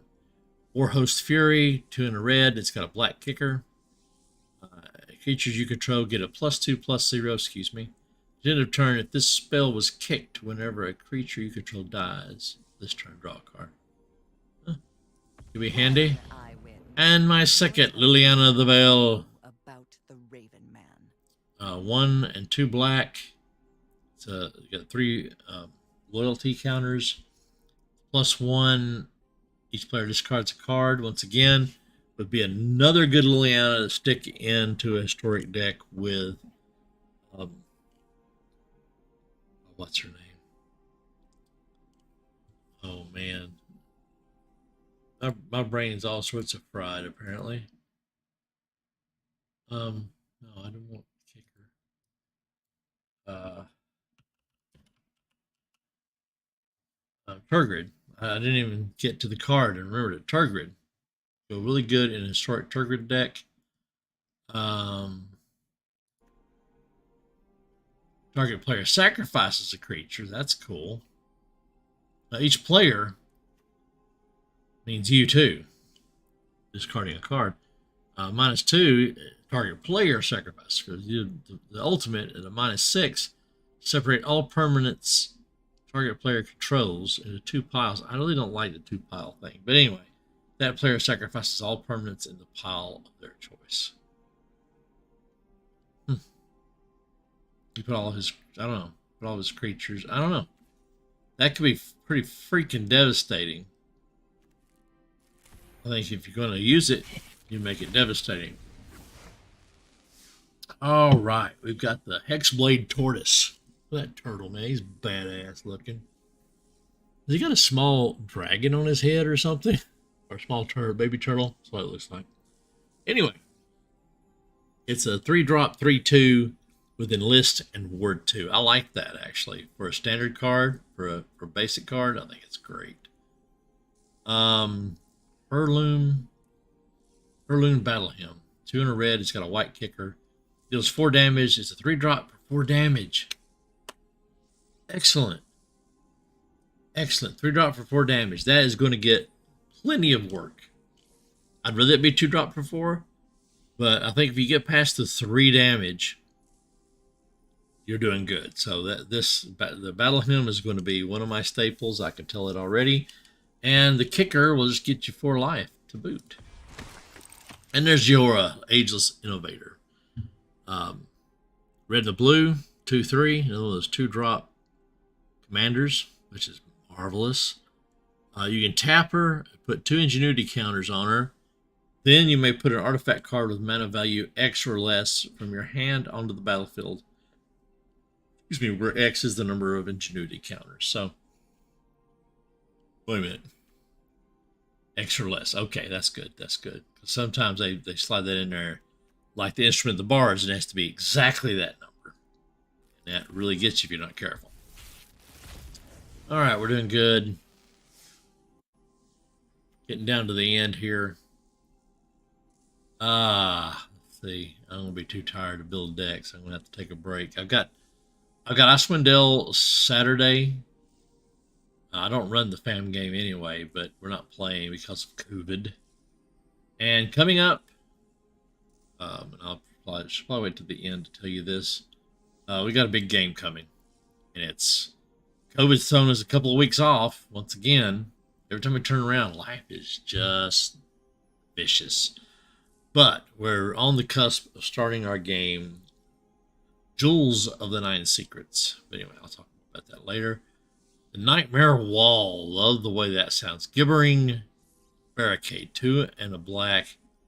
It is a 2/4 defender. I love the defenders. I'm really excited about all the defenders. You can pay the same, sacrifice a creature, you gain 1 life, draw a card. Yeah, that's pretty good. Sunbathing Root Walla, 1 and a green. It's got a 3 and a green domain. Until end of turn, once again. +1/+1 each basic. It's not going to get a lot of play from me. Singer, of course, Connoisseur. Another vampire to go with all those vampires from those first 2 sets in standard now. 3 and 2 black. It's a 3/3 vampire flying. Whenever 1 or more creatures die, put a +1/+1 counter on single Connoisseur. This ability triggers only once each turn. But going to make sure whenever 1 or more, you get that 1/+1, and it only triggers once. Did you get that? It only triggers once. I know. They're trying to control the game, and I should appreciate that they are concerned with the balance of the game. Always looks... Oh, Duplomancy. That's a great word. I may have to use that in D&D. Duplomancy. Aside, before I read the card. If I did do Duplomancy, I would go back to some of my notes on the Doppelganger and other copycats, like their children's, the Changelings, where they came from, Selkies, those kind of things. There's lots of cool things that mimic other things. Well, the mimics. Are the mimics connected? I'd love to do a whole adventure where someone goes out and finds these answers. But anyway, Vesuvian Duplomancy, not diplomancy, Duplomancy, 3 and a blue. Enchantment stays on the board. Ooh, I'm excited already. Whenever you cast a spell that targets only a single artifact. This sounds familiar. Create a token that's a copy of that artifact, except it's not legendary. Oh my god.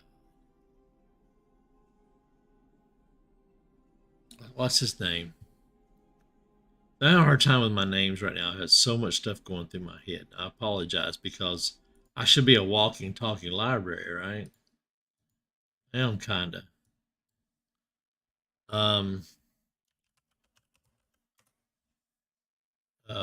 Orvar.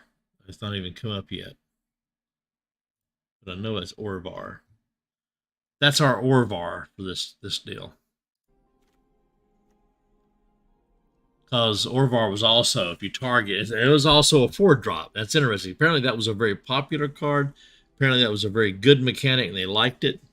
So they are bringing it back. I'm all for that. Like I said, I love duplication, copycat cards, that kind of thing. And it's not legendary. I'm going to eat up historic with that card. But it is a mythic. It's going to cost a lot of mythics. I've only got 6. I plan on make a couple. And there's another myth. Oh. There's another human cleric, the Banalish Faith Bonder, 2-drop 1/3 with vigilance and enlist. Not bad. All right.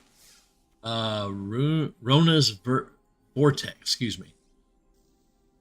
A 1-drop blue with a kicker 2 black. Return target creature or planeswalker you don't control to its owner's hand. If this spell was kicked, put that permanent on the bottom of the... See, that's pretty cool. The kicker really is devastating. If you, instead of putting it in their owner's hands, saying play it next turn, you put it on the bottom of its owner's library. That would really set them off, right? And my third, Vidalian Mindsinger. I'm definitely going to have to do something with that. That's the third one of those I've gotten, and the Watsy gods have spoken. All right, a lot of stuff that I've already got. Not a problem. Ooh, this looks pretty. Plaza of Heroes. It's a land, of course. You could tap it for a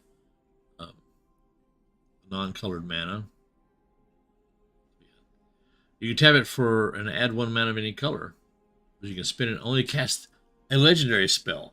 Definitely need this in my legendary deck as one of the lands. You can also tap it, add 1 mana of any color among legendary permanents you control. Wow, 3 and tap it. You can exile it. Target legendary creature gains hexproof and indestructible. So that is very handy. That is very... I love that card. Hope to get more of those. I'll make more of those. Because I don't have my legendary deck in Standard or in Historic. It's in Commander. A Vashino Ranch Rider. 1 red, but it's also got a 2 and a green kicker. It's a 1/1 Vashino Warrior with haste. If it was kicked, it enters the battlefield with 2+1/+1 counters on it. It's another one of those that goes 3/3 if you kick it. It also has 2 and a red that you can pay multiple times and get a +2/+0 in a turn. Very good. Pilfer. I've seen this. I think this is a reprint, but I've seen this card because Tiny Bones. We love Tiny Bones here. 1 in the black sorcery reveals their hand. Target opponent reveals their hand. Chooses a non-land card from it. Player discards that card. Yay. Another Jehora. We're getting down to the end, so we're getting a lot of repeats. I got white-black land. Guardian of New Benalia. Look at that. I love that shield. That's amazing. 1 and a white for a 2/2 human warrior with enlist. Whenever it enlists a creature, it scries. Oh, that's so cool. You can discard a card, not this card, but a card, and make this card indestructible. It'll tap it. But it'll be hard to get rid of that sucker. 2-drop, 2/2. Scries. Every time it's just going to have to attack to scry. Oh, the Ass Pirate. I miss you already. That's the first thing I thought of. Need to put that with the Ass Pirate. And the land. And we're down to the last regular Dominaria United pack. Although I do have 18,000 plus up here. How are we doing? It hasn't moved off that. I think it went 0.5 up. I want to crack the vault, man. But this is the only thing. It is the Archangel of Wrath. 2 and a white. It's got a black and red kicker. 3/4 Angel. Flying and lifelink. If it was kicked when it enters the battlefield, it deals 2 damage to any target. When the Archangel enters the battlefield, if it was kicked twice, it deals 2 damage to any target. So you get like... Best you can do is 4 damage. But that's some good damage. Alright. Let's pop these mythic packs, see what we get. Usually they're not any that much greater. Although the Butterfly Swarm is here. 1-drop black, flying, 1/1. You can drop a black and give it Death Touch for a turn. That's not bad, especially when I think about blocking it. Combat Research. One blue enchantment aura, That creature has, whenever this creature deals combat damage to the player, draw a card. I love that. As long as the enchanted creature is legendary, it's +1/+1, has ward 1. That's wonderful. That's great. That should also go in my legendary deck. And ooh, look at here, Shauna, Purifying Blade. Once again, now that's broker colors. She comes in broker colors. 3/3 human warrior with lifelink. At the beginning of your end step, you can pay X. If you do, draw X cards. X can't be greater than the amount of life you gain this turn. That's a shackling little caveat at the end, isn't it? So you got to. So it's all determined on. So life gain's already a must in here. It's got white. Okay. Some green. You draw X cards, and it doesn't say anything about discarding any cards, which is wonderful. It's card advantage. Amazing. That's it. That's all it does. In your end step, you can pay X. It has to be. It can't be greater than the amount of life you gain this turn, but you get to draw X cards. But you are paying that. You have to have that ready. You know, these 3-drop legendaries, man. 3 and 2-drop legendaries are amazing. Oh wait, I saw that already. All right, another mythic pack. Another turtle, Tidepool Turtle, 3 and a 1. And you drop 3 and scry 1. Otherwise, it's just a 2/5 turtle. Relic of the Legends is another card that I've already seen. Steps was telling me that I needed it in my legendary deck. That's a 3-drop artifact. You can tap it at 1 mana of any color, and tap an untapped legendary you control, add 1 mana of any color. So you can add 2. If you can tap a legendary creature, you can add 2 different ones on the same tap. That's pretty good. Pretty good. And another Diplomacy. I'm so glad I got a second one of those. I could use the third one, please. 4 is probably overkill. Another Knight of Dawn's Light. 1 in the white. 2/2. A lot of those running around. 2/2 human knight. All right. With first strike, we gain life. Gain that much life. +1. First strike. Yay, first Gain strike. life. It's pretty cool. Hey, what's up? It's the dude reading the stream. Yeah, man. Hey, what's going on? We're almost to the end here. That's pretty cool cards. Yeah. A lot. Have you looked at a lot of them? I've seen a bit. I don't have any money right now, so I've had enough gold to buy like 13 packs. Yeah, I had bought this a few weeks back. I've gotten 2 SMEs already. Oh, nice. I have no. I guess they want me to build goblins. I know, man. It's like you'll end up with 2 or 3 or more of this 1 or 2 cards. And it's Yeah. like, well, I guess I'm building that. I got the Weatherlight. Really? Yeah. I haven't seen one of I those got a yet. few of those. I made most of them. I got 1 in a pack. I made 2 more. There's a red-white human, the legendary, Yeah. that basically, when he's out, Yeah. makes all vehicles crew 1 Mm. and all Oh, equipments 1 cost. nice. I mean, that's going to get some play. Yeah. Um, I stuck it in Onycol Anvil right now. what? I stuck my Weatherlight in Onycol Anvil right now. Oh, yeah, of course you did. Yeah, it works so well. That's good that it's sticking around, right? Yeah. Yeah, I'm going to have to figure it out. I was going to try to build some decks tonight, but I may have to. I'm probably going to stream Labor Day. Monday? Yeah, if you got some decks together and want to play, Sure. let me know. Sounds fun. That'd be great. I'm going to build decks over the weekend because, man, my mind's blown. It's like I don't even know where to start. Yeah, I need a lot of time to mull over these cards. I may rest a bit and go back and build some I've more. only really looked at Rakdos. There's so many great color combinations. There are some of these 3-drop legendaries. There's some 2-drop legendaries too in this. Yeah. But the 3-drop legendaries, funny, it has the colors of some of the Capenna guys. Yeah. You know, I've I think noticed 2 of them. some of the Mitros ones. There's probably 1 for each of them because Yeah. I've already seen 2 of them. That would be. I do have a lot of decks to show you. Yeah, it'd be great anytime. Monday sounds good. Yeah, See man. What I can build. I'll probably start early. See how long I'll last. Okay. But if you guys are getting on, I'll probably get on whenever you guys get off. I'll talk to the steps and I thought you could raid me already. Oh, no, well, I can get on because I'm on YouTube. Right. So the other place, which shall remain nameless, go look for Yo Dude over in that other place. Okay, that was about an hour. You said about an hour you're streaming. No, I'll be streaming. I don't know, a couple hours. I mean, you're going to within the next hour. You'll Oh be yeah, streaming. yeah, about 9ish. What are you doing? We're starting our Hollow Knight speedrun. Hollow Knight. All right. You love indies? Follow Yo Dude, man. Yeah, we'll be following a guide on how to learn how to speedrun Hollow Knight. Hollow Knight. That's one of the big ones, as big as it gets with indies, at least. Yeah, That's good it's though. massive.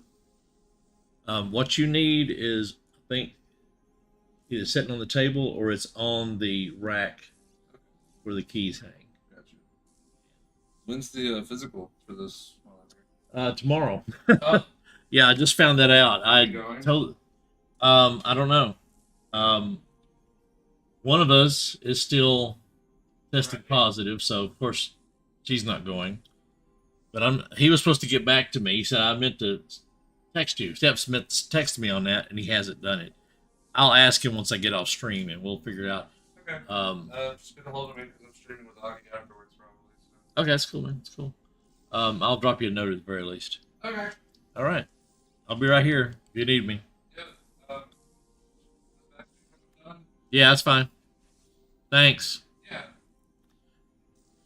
All right, the big card we get out of this pack. Boom. Oh, snap. There we go. He should have stuck around, shouldn't he? Oh, he's already gone. Big Karn. I don't know if he's a great card or not, but the artwork looks great. Karn's Living Legacy. I finally got my Planeswalker, although I got another Liliana also.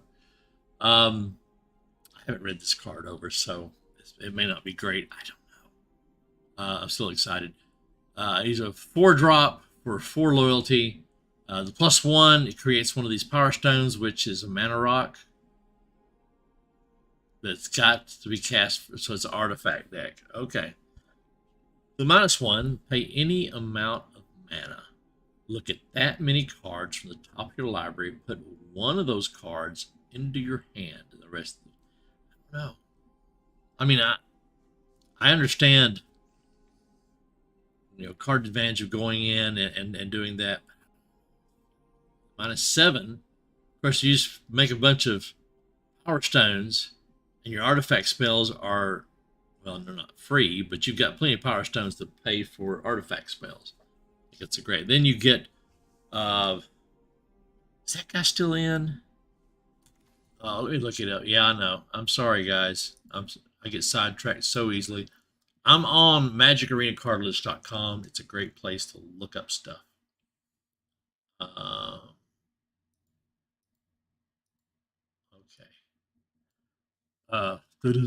Artifact. And we want to go, we don't want to go blue, we want to go red, white. It's red, white. It's at least red. Well, wait a minute, standard 2023, that'll fix that. Is he red or is he red, white? He may be just red. I gotta know. That's interesting. There aren't any red, white. The word artifact in. Hang on a second. It's right in front of me. It may have went out of standard. It was that dwarf that ramped to artifacts. I think he went out of standard. Because if I take the standard out, it'll take forever to get through all this. I'm gonna find it. Oh fuck. No, this is not.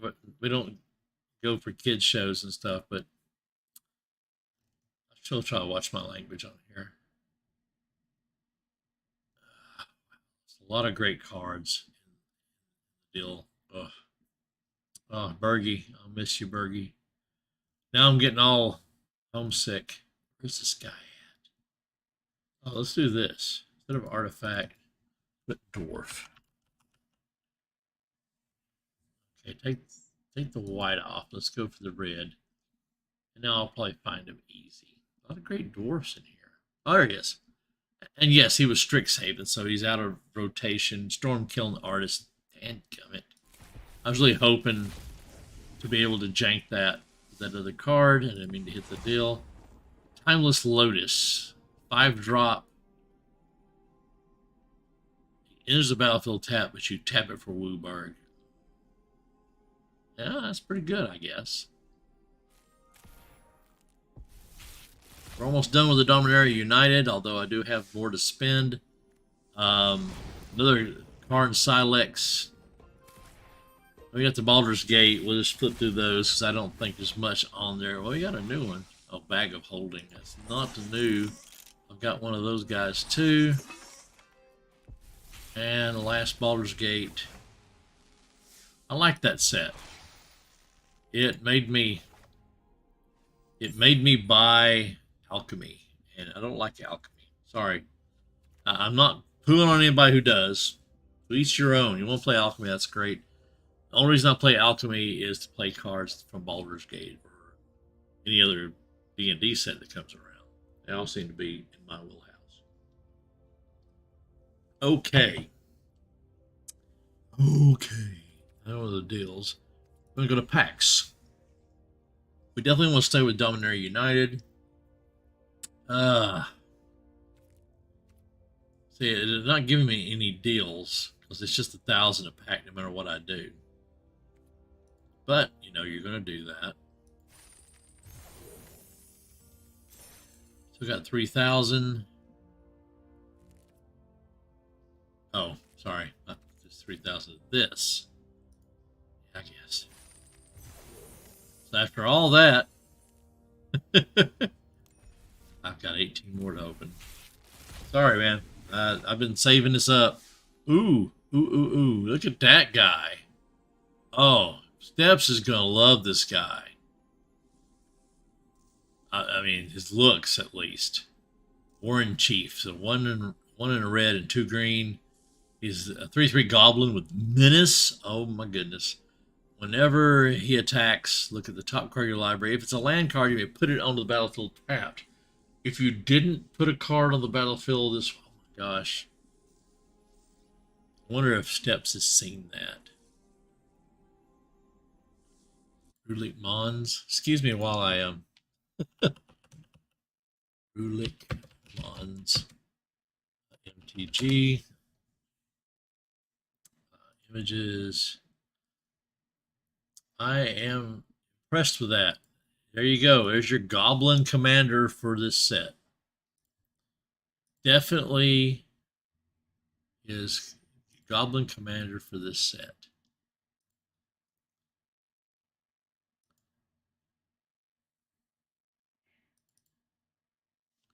And did you see it? I had to drop it to him because he's going to be excited about that. Thrill possibilities here. And dang it, I hit the... I mean, I can build a Gruul deck. And a 4th Mindsinger. Definitely building that deck. Once again, another Defiler of Vigor. That's a good card. Wow, that was weird. Everybody hear that? Another frog. Another ape. Another lore master. We're starting to get into a lot of repetition here. Come on, another planeswalker, please. Another. Ooh, a Sphinx. 3/2 blue. 5/5 Sphinx. It's got flying and ward 2. It does have domain. Whenever it deals combat damage to a player, reveal the top X card. X number of the basic land types again. Opponent separates those. It hurts the pile. I really hate the piles thing. I'm sorry if you love it. It's just not. It irritates me. I don't know why. I don't know how to explain it. Another braids. That's good. That's good. All right. Nothing new. That's my 3rd Logomos. So apparently I'm building Logomos too. Another gold rare card. Okay. Nothing new there. Another phasing of Zolfir. This is going off a lot faster than I thought it would, although there's a new card. Djinn of the Fountain. 4 and 2 blue. It's a 4/4 Djinn. Flying whenever you cast an instant or sword. Anytime you cast an instant sorcery spell, choose one. You get a +1/+1 till end of turn. Not a fan. You could scry, where you exile Djinn of the Fountain. Return to the battlefield for its owner's control at the beginning of the next end step. Oh. So you can save it. Save it from death. And the Firebrand, which we already have one of. That's at least the second one. Look at there. Blight Pile. 1 in the black. Defender. Each opponent loses X life or X number of creatures with Defender you control. Once again, Defender Tribal's a thing. Really blazing through this one because I'm getting a lot of repetition. But some of the repetition is good. Another Donatha. She's not bad. Again, there's a Braid's Frightful Return. And another Raven Man. That's my second Raven Man. Come on, give me some good stuff. Give me some more of those Gift 2 Amplifier. 1 in a red with a 2 and a blue kicker. He's a 1/2 human wizard. Oh. That's me. It's Panda. What did you come here for? He just needs something. Anyway, there's a battlefield that is kicked. You return target creature card an opponent controls to its owner's hand. Whenever you cast instant sorcery spells, he gets a +2/+0 at the end of turn. Not bad. Join forces. Tap 2 target creatures. They gain each gain +2/+2 end of turn. Not bad. You got a surprise card. There's that Green Widow Spotter again.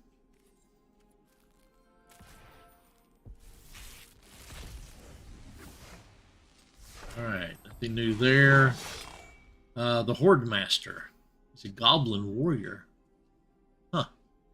He's a 2-drop for a 1/1 Goblin Warrior. Other goblins you control get +1. There's your Goblin Lord right there. You got that one. The 2-drop that gives all goblins +1/+1. When he or another goblin dies, exile the top card of your library. If it's a goblin creature card, you may cast the card until the end of your next turn. That's okay. He goes with that other guy, Rulik Mons, Warren Chief, who basically creates goblin tokens. So that'd be really cool. Runvelt. Let me see if I can find that one and send steps that one because I hate to do it. But he's going to play him, so I might as well help him out best I can. Save image as booty, and we're going to send it to him. There we go. Surely he's probably seen all this. He's usually ahead of me on these things. All right. 4 more packs. Garna, another one of the Queen, Elena, and a Leyline Binding, which I'm not sure I'll ever use. I'm not sure. Rainbow decks. I really encourage us to build rainbow decks. Rada. There's Rada. Coalition Warlord. 2, a red and a green. Domain, whenever it's a 3/3 elf warrior, whenever Rada Coalition Warrior becomes tapped, another target creature you control gets +X. Okay. Really works well with Helena, whatever. My third Liliana of the Veil. There we go. That's good. That's very good. Give me another card. Then there. Third phasing of Zalfir. And the last pack, come on. Yeah, another Planeswalker. Okay, Tail Swipes, 1-drop. 2 target creature you control and target creature you don't control. If you cast a spell during your main phase, creature you control gets +1/+1. They fight each other. Let them fight. Another mirror. Okay, that's cool. That's cool. Not a bad haul. I can't complain. I'm wore out. It's 8 o'clock. I've been doing this since about 5:30, 6 o'clock. Instead of making you suffer through watching me build decks, what I'm going to do, because I've already decided since I couldn't take the day off, I'm going to take Labor Day we're gonna have a Labor Day Magic-a-thon. So I've got a couple, 3 days, 4 days to build decks, so you don't sit and suffer through watching me figure out what the hell I'm doing. I need 2 now. Excellent. Okay, but until then, do what we are doing the rebranding. We're AOE now, area of effect, tabletop. I think it's the whole thing. Tabletop at the end. We'll get links for you. We've already got a Twitter. Hang on a second. I can give you the Twitter.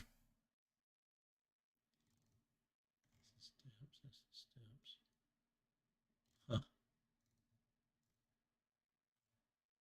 Let's see. Here it is, AOE Tabletop. I'll go ahead and give you the link to AOE Tabletop, which is going to be our hub, the hub to hubba. Like I said, not a lot. I mean, it didn't push this really hard, so didn't get a lot of action in the chat. That's okay. This is something that I'll share and people can check out. But yeah, there you can find out everything that we're doing. We were the Magic Tavern. We're switching everything over to the AOE. Something a little easier to understand, something a little original that doesn't get bogged down with everybody else. Hold on just a second.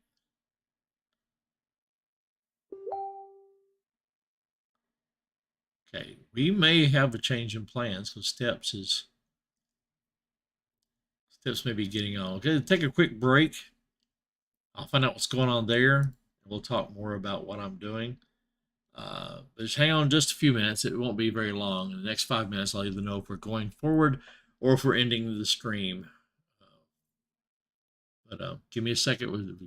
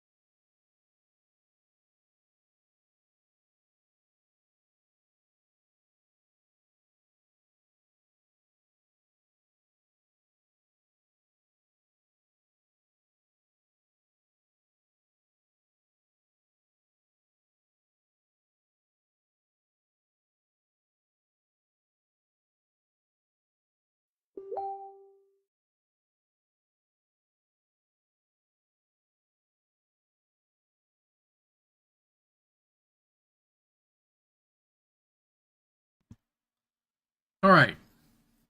Going to get off here, and there'll be a stream right after mine. Steps is going to do his pack openings.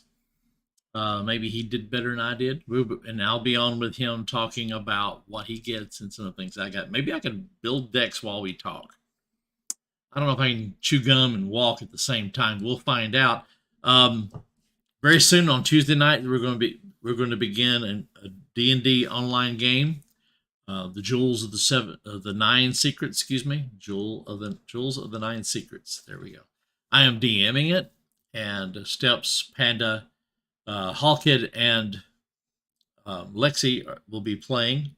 She is the one who is dealing with COVID, so we're holding out, of course, for that. So it might throw us in. Well, it's already thrown us in September. So I had said August. I've been trying to do it all year, but we've been really trying to prepare really well for this. As a DM, I've put more time and effort into organizing than I ever have. So anyway, look out for that.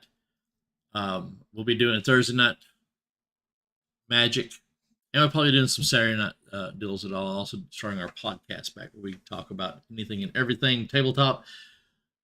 Hang on. We'll be back with Steps and more cracks a packing. Sorry. More packs a cracking. Take care, guys.